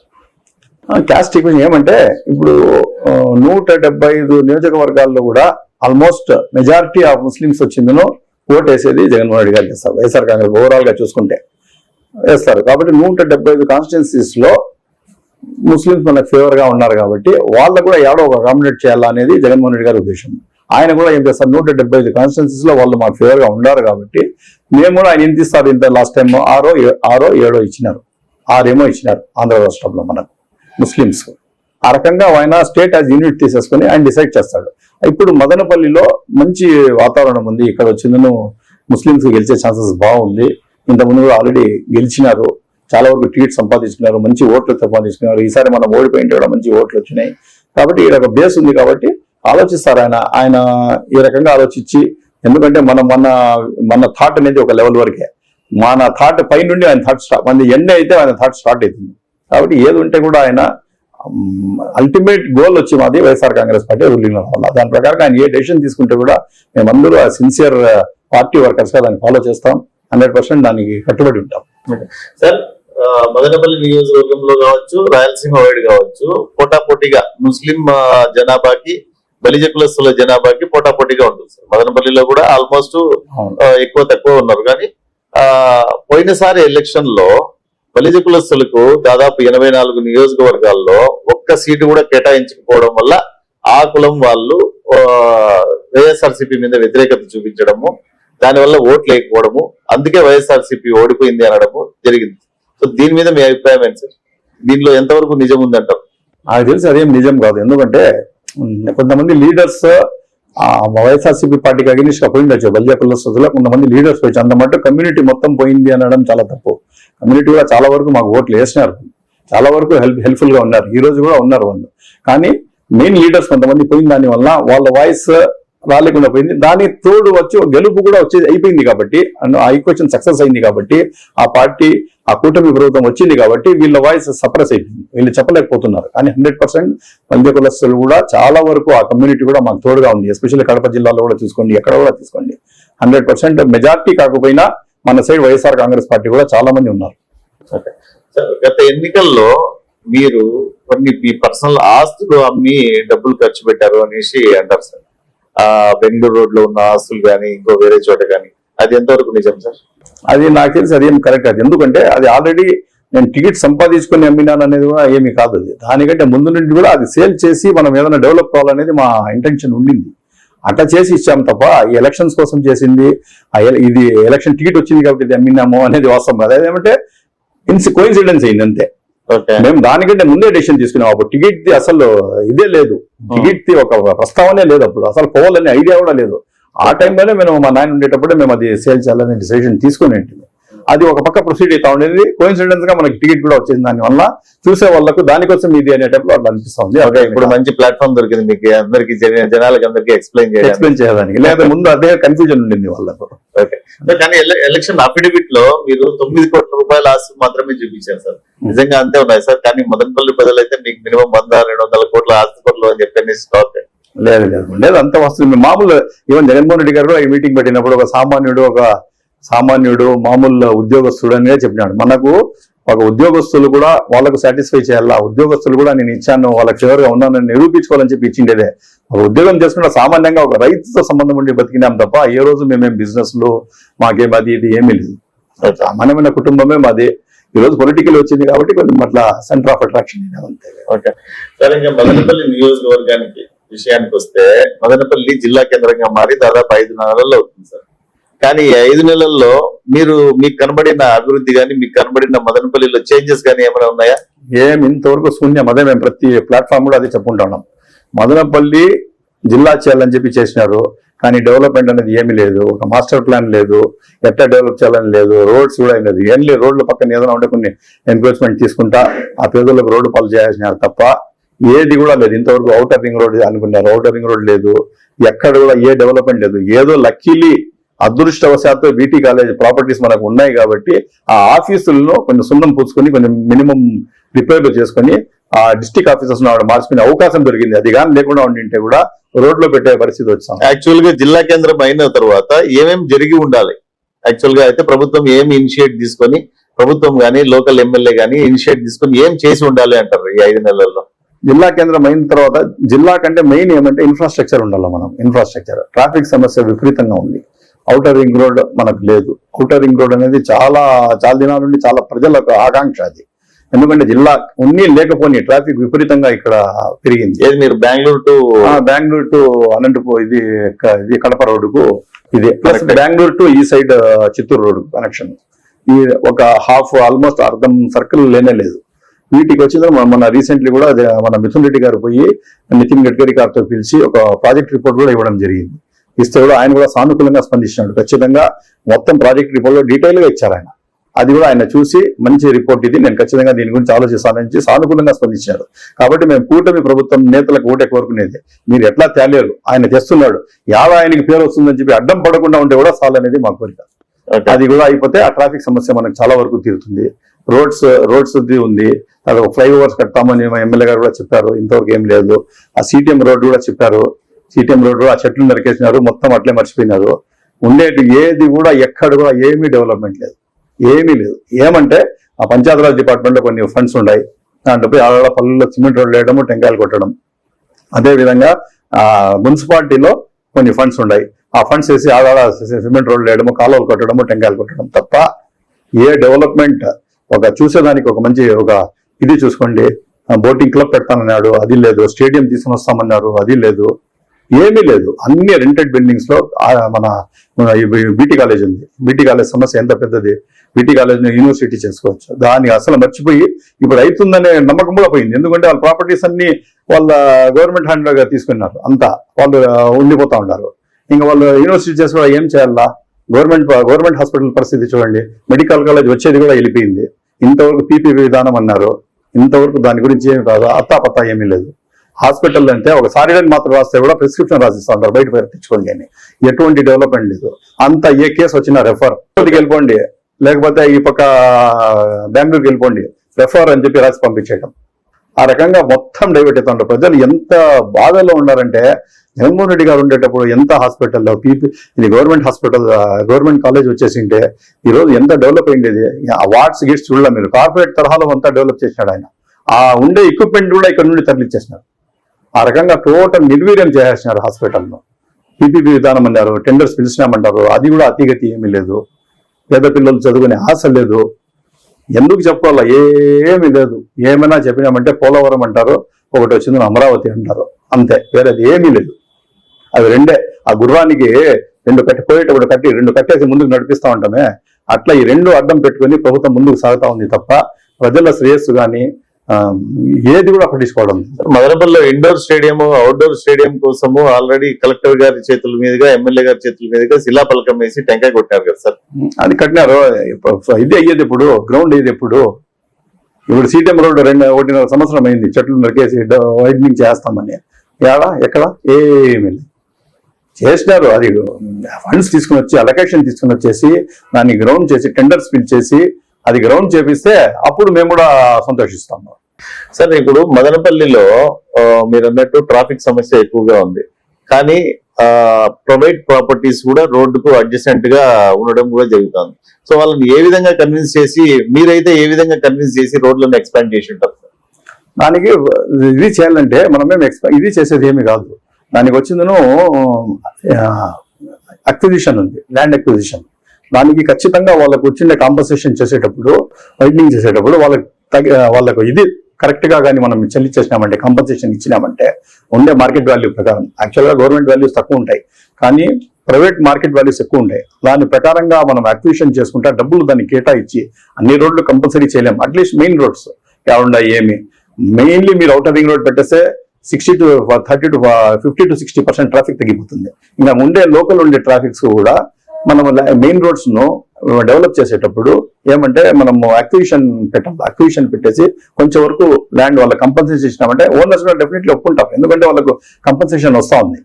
అది చేసి అట్లా డెవలప్ చేయాలి. ప్లస్ R&B రిటైర్డ్ ఇంజనీర్స్ ఉన్నారు, ఎక్స్పర్ట్స్ ఉన్నారు, ఈవెన్ రిటైర్డ్ కలెక్టర్స్ ఉన్నారు. వాళ్ళు కూర్చోబెట్టండి, ఒక చోట పిలిచి వాళ్ళ అడ్వైజ్లు తీసుకోండి. మన మదనపల్లి చాలా మంది వాళ్ళు ఏమంటే మంచి జాబ్స్ లో మంచి హోదాల్లో ఉండే వాళ్ళు ఉన్నారు ఇక్కడ మదనపల్లిలో. నేను అదే ప్లాన్ చేసేవాడిని. ఏమంటే ఒక మంచి రిటైర్డ్ పర్సన్స్ ను, రిటైర్డ్ ఉండాలి, మంచి R&B ఇంజనీర్స్ అంతా, కలెక్టర్స్ అంతా రిటైర్డ్ అయ్యి హ్యాపీగా గడుపుతూ ఉన్నారు. వాళ్ళకి తెర మీద తెచ్చి వాళ్ళకు మీటింగ్ గెట్ టుగెదర్స్ పెట్టేసి మేము మదనపల్లిని డెవలప్ చేస్తా ఉన్నాం, ఏ రకంగా చేద్దాం చెప్పండి అని చెప్పి వాళ్ళ ఐడియాస్ తీసేసుకొని ప్రాజెక్ట్ రిపోర్ట్స్ రెడీ చేసేసి హైకమాండ్ దగ్గర తీసుకుని పోయి వాళ్ళ కన్విన్స్ చేసామంటే జరుగుతుంది. ఏమీ ఇనిషియేటివ్ లేదు. సో ఇప్పుడు ఈ డీటెయిల్ ప్రాజెక్ట్ రిపోర్ట్ అంటే ఈ DPR అనేది జిల్లా కేంద్రంగా అనౌన్స్ చేసిన తర్వాత ఎన్ని రోజుల లోపల ఇవ్వాలి సార్? యాక్చువల్ గా అయితే ఎంత అర్లీగా అయితే అంత అర్లీగా ఇవ్వాలి. వాళ్ళే గవర్నమెంట్ ఎఫిషియెంట్ ఉంటే ఇంతవరకు దాని గురించి ఏం DPR అనే ప్రస్తావనే లేదు. ఉండే వాళ్ళకే బిల్డింగ్స్ కూడా, టెంపరీ బిల్డింగ్స్ కూడా వాళ్ళ దగ్గర ఫండ్స్ లేవు. ఫండ్స్ సమస్య తీవ్రంగా ఉంది. 2 సంవత్సరాల్లోనే జగన్మోహన్ రెడ్డి గారు 5 సంవత్సరాల్లో 2,70,000 కోట్లు అప్పు చేసింటే, ఇది 2,50,000 కోట్లు 5 సంవత్సరాల్లో చేసింటే, ఇది 2 సంవత్సరాల్లోనే 2,70,000 కోట్లు చేసేసినారు. అప్పులేమో విపరీతంగా చేస్తా ఉన్నారు కానీ డెవలప్మెంట్ అనేది లేదు. టోటల్ కాన్సన్ట్రేషన్ వచ్చి టోటల్ అమరావతి మీదే ఉంది. మదనపల్లిలో ల్యాండ్ రెవెన్యూ సమస్యల మీద జనాభా మీ దగ్గరికి ప్రజలు ఎక్కువ మంది వస్తున్నారు అని అంటారు. ఎలాంటి సమస్యలు సార్? రెవెన్యూ పరంగా ఎలాంటి సమస్యలు, ఎక్కువ సమస్యలు వస్తున్నాయి మీ దగ్గర? చాలా వరకు సమస్యలు. ఇప్పుడు జగన్ కాలనీ ఉంది, మన వైఎస్ఆర్ కాలనీ ఉంది, అదేవిధంగా మన చాలా వరకు కాలనీస్ ఉన్నాయి, పొద్దుగోలు కాలనీస్ ఉన్నాయి. అది ఏమంటే పాత డేట్లో జగన్మోహన్ రెడ్డి గారి పీరియడ్ లో చాలా వరకు పట్టాలు ఇచ్చినారు. ఆ ఓనర్స్ వచ్చి కొన్ని కారణాలను ఇందరూ ఆ జాగాలు అట్లే ఉన్నాయి, కట్టలేదు.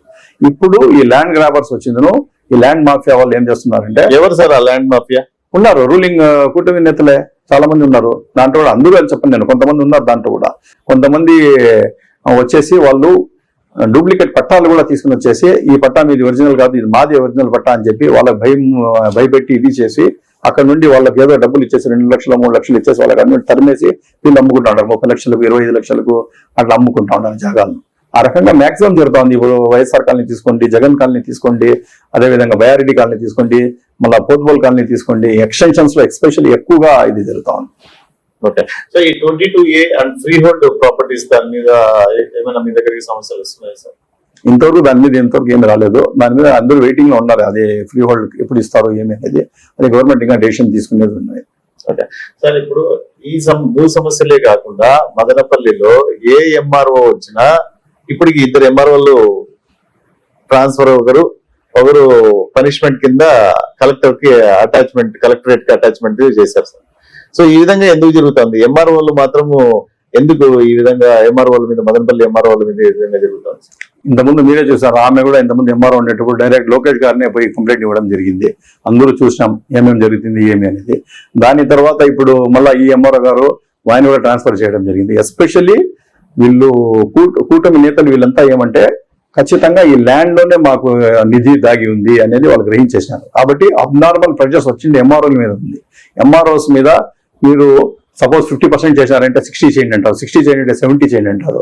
ఆ రకంగా ప్రెజర్స్ పెరుగుతా ఏమంటే ఏదో ఒక రోజు అది కొలాప్స్ కాక తప్పదు. 100కి 100 అవుట్ ఆఫ్ 100 నేను చేస్తే నా పరిస్థితి, నా ఉద్యోగం ఏమి అంటే వాడిని మార్చేయడము, వేరే వాళ్ళకి రావడం. ఈ రకంగా అబ్నార్మల్ ప్రెజర్స్ రెవెన్యూ డిపార్ట్మెంట్ మీద పాపం చాలా వరకు పడతా ఉంది ప్రెజర్స్. కొంతమంది దానికి ఓకే అని చెప్పేసి జై అని చెప్పేసి పోయే వాళ్ళు ఉన్నారు, కొంతమంది వద్దని చెప్పి పోరాడే వాళ్ళు ఉన్నారు. పోరాడేవానికి ఇక్కడ తావలేదని పంపించేస్తారు. కొద్ద గొప్ప కాంప్రమైజ్ అయిపోతే వాళ్ళు కొన్నాళ్ళు నడతారు, మళ్ళా ఏదో రోజు విడిచి కొడుతుంది అది, మళ్ళీ అది మామూలే. ఇది మెయిన్ రెవెన్యూతోనే ఈ ప్రాబ్లం ఎక్కువ, రెవెన్యూ సమస్యలు చాలా ఎక్కువ. మీ దీని ప్రకారము మండల్ రెవెన్యూ ఆఫీసర్ కి, రెవెన్యూ పీపుల్ కి ఏ విధమైన ఫ్రీడమ్ ఇవ్వాలి, ఎక్కడ కంట్రోల్ చేయాలి సార్?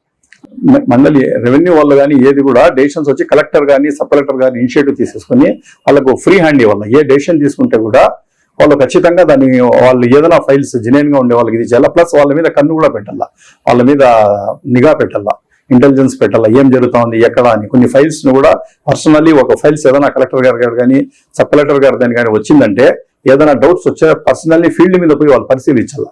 అప్పుడు ఏమవుతుందంటే వాళ్ళకు కూడా ఒక భయం ఉంటుంది, మేము బ్లైండ్లీ ఇచ్చేస్తే సంతకం పెట్టే స్టేజ్ లో లేరు, ఖచ్చితంగా వీళ్ళు వస్తారు ఫీల్డ్ మీదకి అనేది ఒక ఫీలింగ్ వాళ్ళకి కల్పించాలా. ప్లస్ వచ్చింది రెగ్యులర్ గా వాళ్ళ మీద ఇన్స్పెక్షన్స్ పెట్టాలా, ఏ రకంగా చేస్తా ఉంటారు ఏమని చెప్పి దాన్ని కానీ కంట్రోల్ చేసుకోగలిగినామంటే రెవెన్యూ సైడ్ ను చాలా వరకు మనకు కరప్షన్ కానీ ఇట్లా ఇవన్నీ చాలా వరకు తగ్గుతాయి. ప్రజల్లో కూడా చాలా సంతోషంగా ఉంటారు. సార్, ఈ రెవెన్యూ సమస్య పక్కన పెడితే గతంలో వైఎస్ఆర్సీపీ ప్రభుత్వంలో ఉన్నప్పుడు గంజాయి ఎక్కువగా అప్పుడు సరఫరా అయ్యేది మొదలైంది వైఎస్ఆర్సీపీ హయాంలో. యాక్చువల్ గా కూటమి నేతలు అప్పుడు గంజాయి ఆంధ్రప్రదేశ్ చేయాలని ఉన్నాడు జగన్మోహన్ రెడ్డి అని చెప్పి కూడా అనడం జరిగింది. ఇప్పుడు అది అట్లనే కంటిన్యూ అవుతూ ఇప్పుడు భారీ స్థాయిలో పోయిన ఒక నెల ముందు భారీ స్థాయిలో మన పోలీస్ వాళ్ళు భారీ స్థాయిలో గంజాయి పట్టుకోవడం జరిగింది సార్. సో దీని మీద మీరు ఏ విధంగా కామెంట్ చేస్తారు?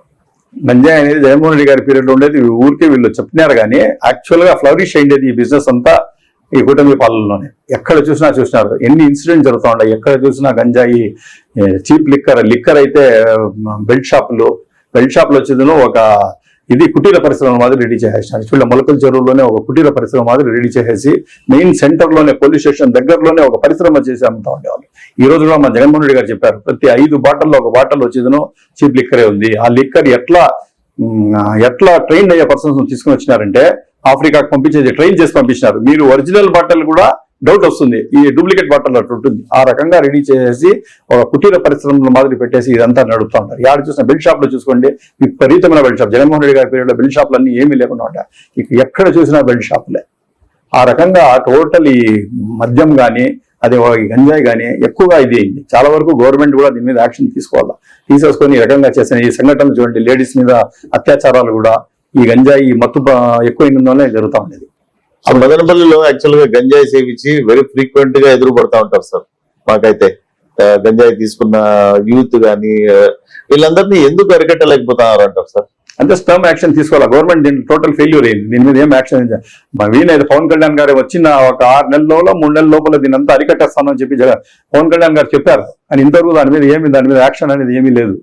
అందువల్ల ఇప్పుడు ఖచ్చితంగా గవర్నమెంట్ కూడా, ఇప్పుడు జగన్మోహన్ రెడ్డి గారు కూడా, మేము కూడా అంతే ప్రతి చోట కూడా అజిటేషన్ చేస్తున్నాం దాని గురించి. గంజాయిని ఈ కల్తీ మద్యాన్ని కూడా అరికట్టండి అని చెప్పి. ఇప్పుడు గవర్నమెంట్ కొంచెం కదలిక ఏమైనా వచ్చి చేస్తేనే కుదురుతుంది, లేదంటే ఇంకా చాలా డేంజరస్ గా పరిణామం తయారవుతాయి. సార్, మదనపల్లిలో ప్రధానంగా కనబడే 5 సమస్యలు అంటే ఏం చెప్తారు సార్?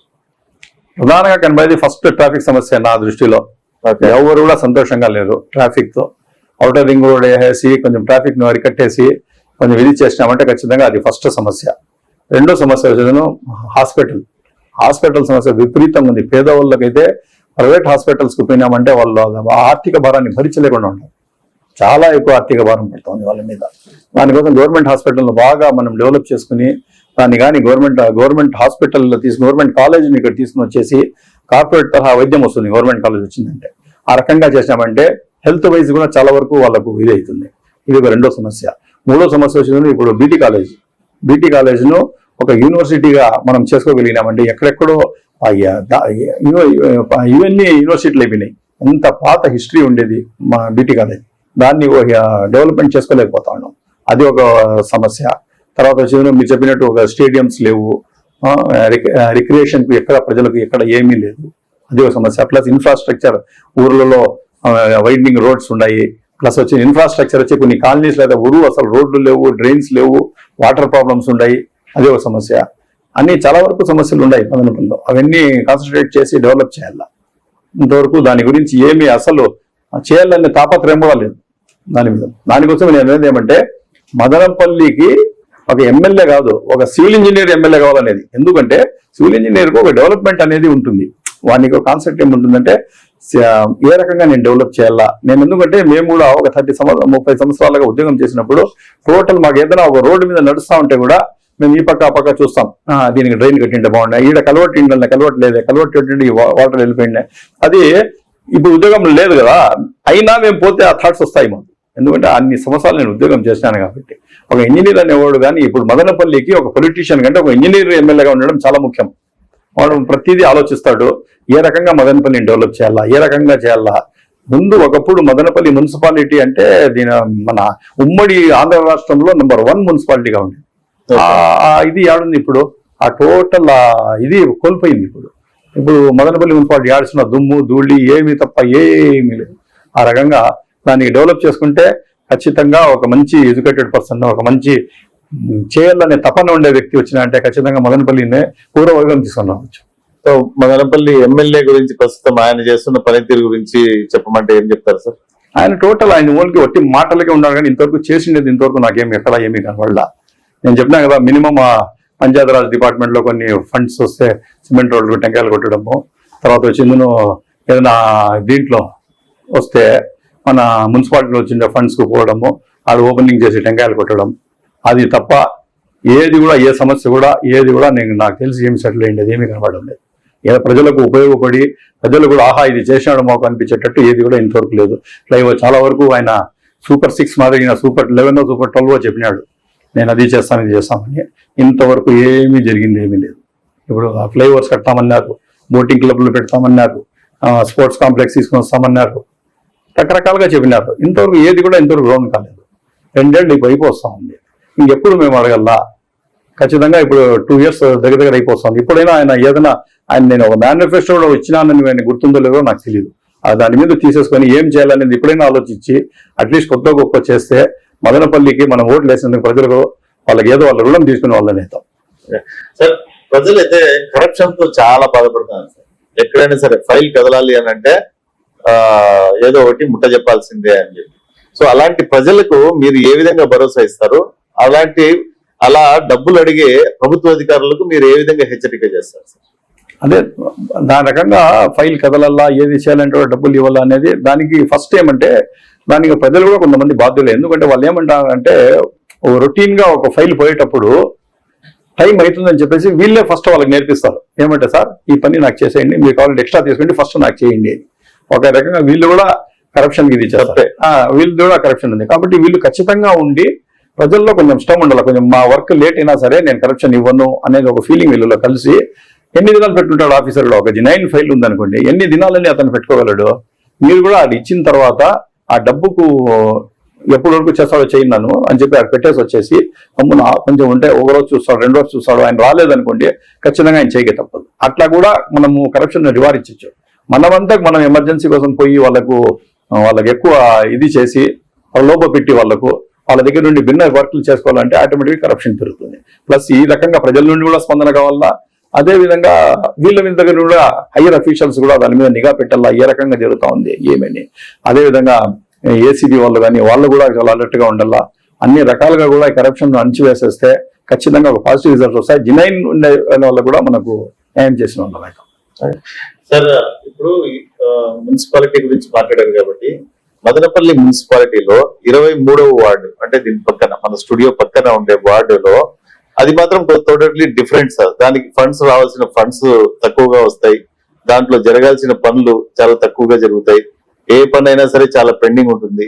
ఒక కాలువ సమస్యను రన్ టీవీ తెలుగు ఇప్పటికి 2 సార్లు మున్సిపాలిటీ దృష్టికి వార్తాపరంగా తీసుకువెళ్ళినా కూడా ఇప్పటి వరకు దాన్ని రిజాల్వ్ చేయకుండా అలాగే పెట్టారు. ఆ కాలువ వల్ల ప్రజలందరూ అక్కడ చుట్టుపక్కల నివసించే ప్రజలందరూ చాలా ఇబ్బందులు పడుతున్నా కూడా పట్టించుకోకుండా ఉన్నారు సార్. ఈ విధంగా పట్టించుకోలేకపోవడానికి కారణం ఎవరంటారు? పట్టించుకోవాలంటే దీనికోసం మీరు ఏం చేస్తారు? అందుకే మనం ఏం చేయాలంటే, ఇప్పుడు ఏదైనా ఒక వర్క్స్ ఉంటే పొలిటికల్ ప్రయారిటీస్ వేరు ఉంటాయి, వర్క్ ప్రయారిటీస్ వేరుగా ఉంటాయి. నార్మల్లీ ఏమంటే పొలిటికల్ ప్రయారిటీస్ మీద చాలా మంది పొలిటీషియన్స్ పోతారు. ఎందుకంటే పొలిటికల్ ప్రయారిటీ, ఆ వార్డులో వీళ్ళు మనకు ఓట్లు వేయలేదు బా, ఆడేం చేస్తాంలే, ఓట్లు వేసి చేస్తాం, అది పొలిటికల్ ప్రయారిటీస్. వర్క్ ప్రయారిటీస్ ఉంటాయి. జినైన్ ఎవరైనా రూలర్ వచ్చినాయంటే, జినైన్ ఎమ్మెల్యే కానీ జినైన్ ఆఫీసర్ కానీ ఎవరైనా వచ్చినాయంటే వర్క్ ప్రయారిటీ మీద పోలా. ఆఫీసర్లు ఏమో వర్క్ ప్రయారిటీ మీద పోలని ఉంటారు, కానీ పొలిటీషియన్స్ దాన్ని డైవర్ట్ చేస్తారు చేయకుండా, పొలిటికల్ ప్రయారిటీస్ తో పోతారు వాళ్ళు. కాబట్టి మనము పొలిటీషియన్స్ వచ్చే వాళ్ళు కూడా ఏముండాలంటే ఖచ్చితంగా వర్క్ ప్రయారిటీ బేసిస్ మీద పోవాలి. ఏ వర్క్ ఏది ఉంది ప్రయారిటైజ్ చేసుకోవాలి వర్క్, ఎందుకంటే ఫండ్స్ మనకు లిమిటెడ్ గా ఉంటాయి. దానికి వచ్చింది ఖచ్చితంగా వర్క్స్ ప్రయారిటైజ్ చేసుకోవాలి మనం. ఏది ఎక్కువ రిక్వైర్మెంట్, నెక్స్ట్ స్టేజ్ లో, ఫస్ట్ స్టేజ్ లో ఏది, సెకండ్ స్టేజ్ లో ఏది, థర్డ్ స్టేజ్ లో ఏది, మళ్ళీ ఎమర్జెన్సీ కూడా పెట్టుకోవాలి. మీన్ కొన్ని ఎమర్జెన్సీ కేసెస్ కూడా వస్తాయి, అప్పుడు దాన్ని కూడా సపరేట్ ఫండ్స్ పెట్టుకొని ఉండాలా. ఆ రకంగా ప్రయారిటైజ్ చేసుకుని ఫండ్స్ డిస్ట్రిబ్యూషన్ అనేది, ఫండ్స్ మేనేజ్మెంట్ అనేది చాలా ఇంపార్టెంట్. ఆ రకంగా ప్లేస్కొని చేస్తే ఒక మంచి అడ్మినిస్ట్రేటర్ వచ్చి ఒక మంచి రూలర్ వచ్చినాయంటే ఖచ్చితంగా అది చేయొచ్చు. కానీ మధ్యలో వీళ్ళు అది చేయకుండా పొలిటికల్ ఇంటర్ఫియరెన్స్ అయిపోతుంది. ఆ వార్డు రన్ టీవీ దగ్గర వాళ్ళు ఆశ్రయించినారా, అటైతే చేయి, మేము ఏం చేసుకుంటారో చేసుకొని, ఆ టైపులో రివెంజెస్ టైపులో పర్సనల్ గ్రెడ్జెస్ పెట్టుకొని ఈ రకంగా వాళ్ళు దాన్ని అణగదొక్క విధానం చేస్తారు. ఆడ పోకుండా మా దగ్గర వచ్చిండే మేము చేసేవాళ్ళము, ఆడ పోయినారు కదా సరే వాళ్ళకే చెప్పుకోకండి. అట్లా అరే ఏమిరా ప్రజలు రిక్వైర్మెంట్ ఏంది, ఎందుకు వాళ్ళు అరుస్తూ ఉండరు అంటే, నీకు బాధ వచ్చినప్పుడు అరవకూడదు, బాధ వస్తే నువ్వు చెప్పను కూడా చెప్పవు, నోరిప్పి కూడా చెప్పకూడదు, నువ్వు చేయవు, వాళ్ళు అరవకూడదు. ఇది ఏం న్యాయం ఇదే? కాబట్టి వాళ్ళు చెప్పినారని కాదు, రన్ టీవీ స్టేజ్ లో అది దాన్ని హైలైట్ చేసినారంటే దాని రిక్వైర్మెంట్ ఏమి, ఏ రకంగా మనం సాల్వ్ చేయాలనేది పొలిటీషియన్స్ అది ఉండాల. అందుకే చెప్పేది, ఒక మంచి ఇప్పుడు ఒక ఎమ్మెల్యే కానీ ఒక ఎవరైనా ఒక అధికారిని కానీ ఒక పొలిటీషియన్ ఎన్నుకునేటప్పుడు ప్రజలు కూడా చాలా జాగ్రత్తగా ఎన్నుకోవాలి. ఇప్పుడు ఫర్ ఎగ్జాంపుల్ నేనే ఒక మన కూతుర్ని అన్న ఇచ్చి పెళ్లి చేస్తాం, మా కొడుకుని అన్న పెళ్లి చేస్తాం, 7 తరాలు చూస్తాం వాళ్ళకు ఎట్లున్నారు, వాళ్ళు ఎట్లా బతికినారు, వీళ్ళు ఎట్లా బతికినారు, వాళ్ళేమి వీళ్ళేమి అని చెప్పి అంతా చూసి ఏదైనా మనం ఒక యాక్షన్ తీసుకుంటాము. అదే ఒక ఎమ్మెల్యే పదవి ఇచ్చేటప్పుడు ఏం ఆలోచించకుండా మనం ఓట్లు వేస్తాం, ఏమి ఆలోచించాం అని అతి. ఎందుకంటే 5 years ఆయన చేతిలో మనం టోటల్ పెట్టేస్తా ఉన్నాం. 5 years ఎన్నో లక్షల మంది భవిష్యత్తు ఆయన చేతిలో ఉంటుంది. అట్లా టైంలో అంత పెద్ద పదవి ఇచ్చేటప్పుడు ప్రజలు కూడా ఆలోచించి ఎందుకు చేయాలనేది ఆలోచించి మనం పెట్టాలి. కానీ ఈ రకంగా చేస్తే ఖచ్చితంగా చాలా వరకు ఇది ఉంటాయి. కాబట్టి ప్రయారిటీ వైజ్ వర్క్స్ తీసుకొని ప్రయారిటీ వైజ్ చేస్తే ఖచ్చితంగా అందరికీ న్యాయం చేసేవాళ్ళం. సార్, మదనపల్లి జిల్లా కేంద్రంగా కాకముందు అయితే ఇక్కడ చదువుకున్న యువత కానీ బెంగళూరు, చెన్నై, హైదరాబాద్ వెళ్ళి జాబులు చేసేవాళ్ళు. ఇప్పుడు జిల్లా కేంద్రం అయితే డెఫినెట్ గా ఉద్యోగ అవకాశాలు పెరుగుతాయని ఒక స్కోప్ అయితే, ఒక ఆశ అయితే ఉంటుంది. కానీ దాని పరంగా ఏ విధంగా కూటమి గవర్నమెంట్ లో కానీ ఈ 2-3 సంవత్సరాలలో ఏ విధమైన చర్యలు తీసుకున్నారు? యాక్చువల్ గా మదనపల్లిలో ఏం చేయడానికి స్కోప్ ఎక్కువగా ఉంది సార్? జిల్లా అయితే ఏదైనా వస్తుందని చెప్పి ప్రజలు ఆశించినారు తప్ప ఇంతవరకు వచ్చిండేది ఏమీ లేదు. First point. ఇంకా రివర్స్ గా ఏమైందంటే రేట్లు పెరిగినాయి, రియల్ ఎస్టేట్ రేట్లు పెరిగినాయి, హౌస్ ట్యాక్స్లు పెరుగుతాయి, దాని తర్వాత వచ్చిందో ప్రతిదీ కూడా రేట్లు పెరిగిపోయినాయి. ఏదైనా వెహికల్స్ ఇన్స్పెక్షన్స్ ఎక్కువైపోయినాయి, ఆటోలకు చెక్ చేయడం, అది చెక్ చేయడం, యాడ చూసినా తనిఖీలు ఎక్కువైపోయినాయి. ఈ రకంగా ఉండే ఎన్క్రోచ్మెంట్స్ ఏదైనా కొత్త గొప్ప టీఎంగా కొంచెం ముందుకు వచ్చాయంటే తీసేయడము, అట్లా పేదల మీద భారం పడింది తప్ప పేదలకు ఏదైనా వచ్చేసింది అనేది అంతవరకు ఏమీ లేదు. ఎందుకంటే ఇది నా వాయిస్ చెప్పడం లేదు, నా దగ్గర వచ్చిన వాళ్ళు చాలా మంది చెప్తా ఉన్నారు, జిల్లా వస్తే మా జీవితాలు మారుతాయని విన్నాము, ఈ మారిండేది ఏం లేదు, ఇంకా అడిషనల్ గా మా మీద బర్డన్స్ పడినాయి తప్ప లాభం అంటూ ఇంతవరకు ఏమి కనబడలేదు అని. కాబట్టి ప్రజలు కూడా వీళ్ళు కూడా జిల్లా తెచ్చినప్పుడు ఆ రకంగా మనం కొన్ని ఫ్యాక్టరీస్ కానీ ఏదైనా ఉంటే ఐటీ కానీ ఏదైనా మంచివి తీసుకుని వచ్చేసి దీన్ని మదనపల్లిలో ఏం స్కోప్ ఉందంటారు సార్? ఏం డెవలప్మెంట్ చేయొచ్చు ఉద్యోగ అవకాశాలు క్రియేట్ చేయడానికి? ఐటీ పరంగా మదనపల్లి బాగా డెవలప్ చేసి, ఎందుకంటే మనకు ఇంటర్నేషనల్ ఎయిర్పోర్ట్ దగ్గర ఉంది, బెంగళూరు వచ్చి ఐటీ హబ్ అది. ఇంకా ఏదైనా ఐటీ దీంట్లో కూడా కొన్ని రాయితీలు ఇచ్చేసి మంచి కంపెనీస్ తీసుకొచ్చి డెవలప్ చేసినామంటే 100% దీంట్లో మంచి ఇది ఉంటుంది. కానీ అంత టైం యాడుంది గవర్నమెంట్ అంత టైం యాడుంది దీని గురించి ఆలోచించే, మదనపల్లి గురించి ఆలోచించే టైం ఎవరికి లేదు. మదనపల్లి నాయకులు కూడా చేయాలనే తపన లేదు. ఏదైనా పోయేసి మనం ఒకటి రెండు తిరగల్లా హై వాళ్ళు బిజీగా ఉంటారు. స్టేట్ టోటల్ వాళ్ళు యూనిట్ గా తీసుకొని వాళ్ళు స్టేట్ వైడ్ కోసం తిరుగుతూ ఉంటారు. మనం పోయి ఆడ కూర్చోవాలా, వాళ్ళకి సతాయించాలా, బాధ పెట్టాలా, మాకు ఈ పని కావాల్సింది అని చెప్పి చెప్పాలా, ప్రెజరైజ్ చేయాలా, మంచి ప్రాజెక్ట్స్ రిపోర్ట్ రెడీ చేయాలా, వాళ్ళకి మంచి ప్రెజరైజ్ చెప్తే అప్పుడు కదలిక ఉంటుంది వాళ్ళకు పట్టినట్టు వాళ్ళు ఉండిపోయి మనకు పట్టినట్టు మనం ఉండిపోతే ఆడేసిండే గొంగలు ఆడే ఉండిపోతుంది.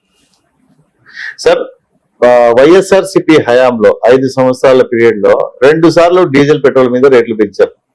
ఇప్పుడు ప్రపంచమంతా ఆర్థిక భారంతో కుంగిపోతా ఉంది. ఇరాన్ అమెరికా యుద్ధం వల్ల ఆయిల్ సరఫరా కూడా కొద్దిగా చాలా తగ్గింది. స్ట్రైట్ ఆఫ్ హార్మోజ్ బంద్ అవ్వడం వల్ల దానివల్ల చాలా ఇబ్బందులు పడతాం. కానీ ఈ టైంలో మీరు మొన్న డీజిల్ ధరలు 3 రూపాయలు పెంచిన దానికి ధర్నాలు చేయడము ఏ విధంగా సబబు? అప్పుడు వైఎస్ఆర్సీపీ కాంగ్రెస్ లో టైంలో 2 సార్లు పెంచినా కూడా మీరు అప్పుడు ఎందుకు మాట్లాడలేదంటారు? డీజిల్ క్రూడ్ ఆయిల్ రేట్ పెరిగింది ఇంటర్నేషనల్ మార్కెట్ లో, వాస్తవమే. ఎందుకంటే దానికి యుద్ధమే మెయిన్ కారణం.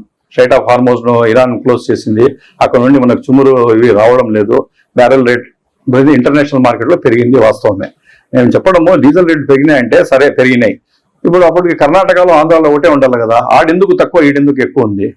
సపోజ్ రేట్స్ కానీ పెరిగింటే మీరు ఏమంటే ఆల్రెడీ మీరు కొన్ని పన్నులు విధించినారు, స్టేట్ కూడా పన్నులు విధించింది మీరు. ఎందుకంటే మొన్ననే మనము ఆర్థిక భారం ఎక్కువ ఉంది ఆంధ్ర రాష్ట్రం మీద, ఎక్కడ డబ్బులు లేవు, ఫైనాన్షియల్ స్టేట్ చాలా వీక్ గా ఉండదు.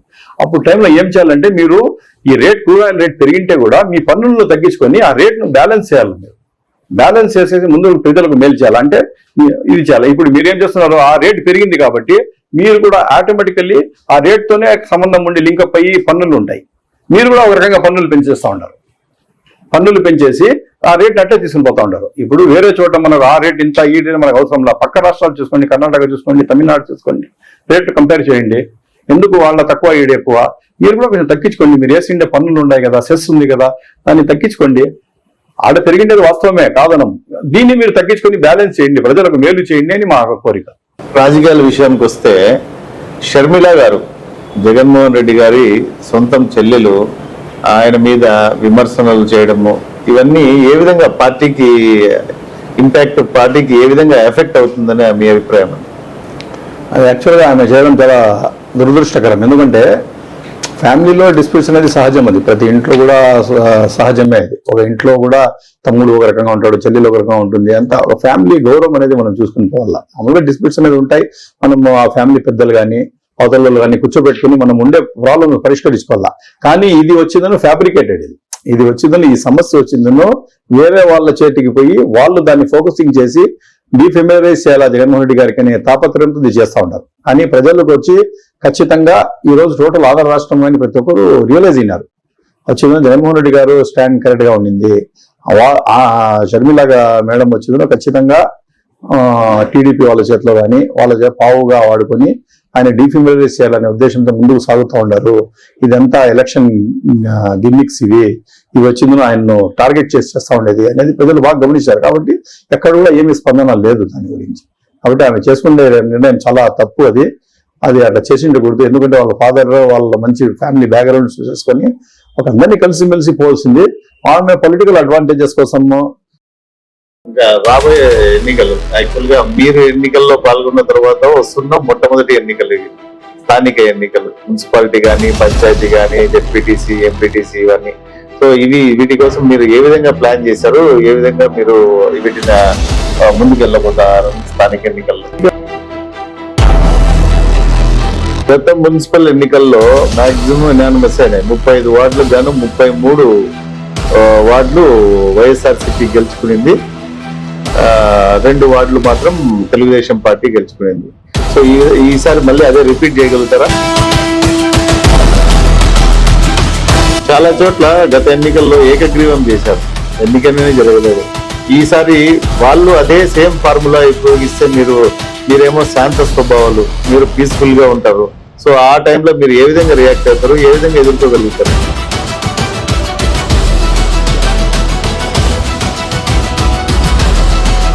కూటమి ప్రభుత్వం కనుక అలాంటి ఫార్ములాని ఉపయోగిస్తే మీరేం చేస్తారు? 35 వార్డులలో గానీ ఒకవేళ పెరిగి 48 వార్డ్స్ అయితే అన్నిట్లోనూ మీరు మీ వైఎస్ఆర్సీపీ అభ్యర్థులను నిలబెడతారా?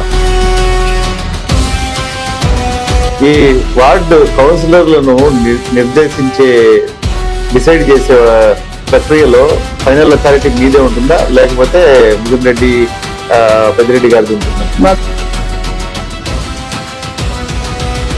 ఆల్రెడీ చైర్మన్ పదవి కోసము ఒక మాజీ కౌన్సిలర్ లేకపోతే కనుక ఒక బిజినెస్ పర్సన్ ఇద్దరిని ఫైనల్ చేసినాం, వీళ్ళిద్దరు ఎవరో ఒకరు ఉంటారు అని చెప్పనేసి అంటున్నారు. అది ఎంతవరకు నిజమా? అయితే ఈ వార్డులలో ఓటర్ల అవకతవకలు జరుగుతున్నాయి అని చెప్పనేసి మీరు అభియోగిస్తున్నారు. ఏం జరుగుతున్నాయి అని చెప్పనేసి మీ అభిప్రాయం?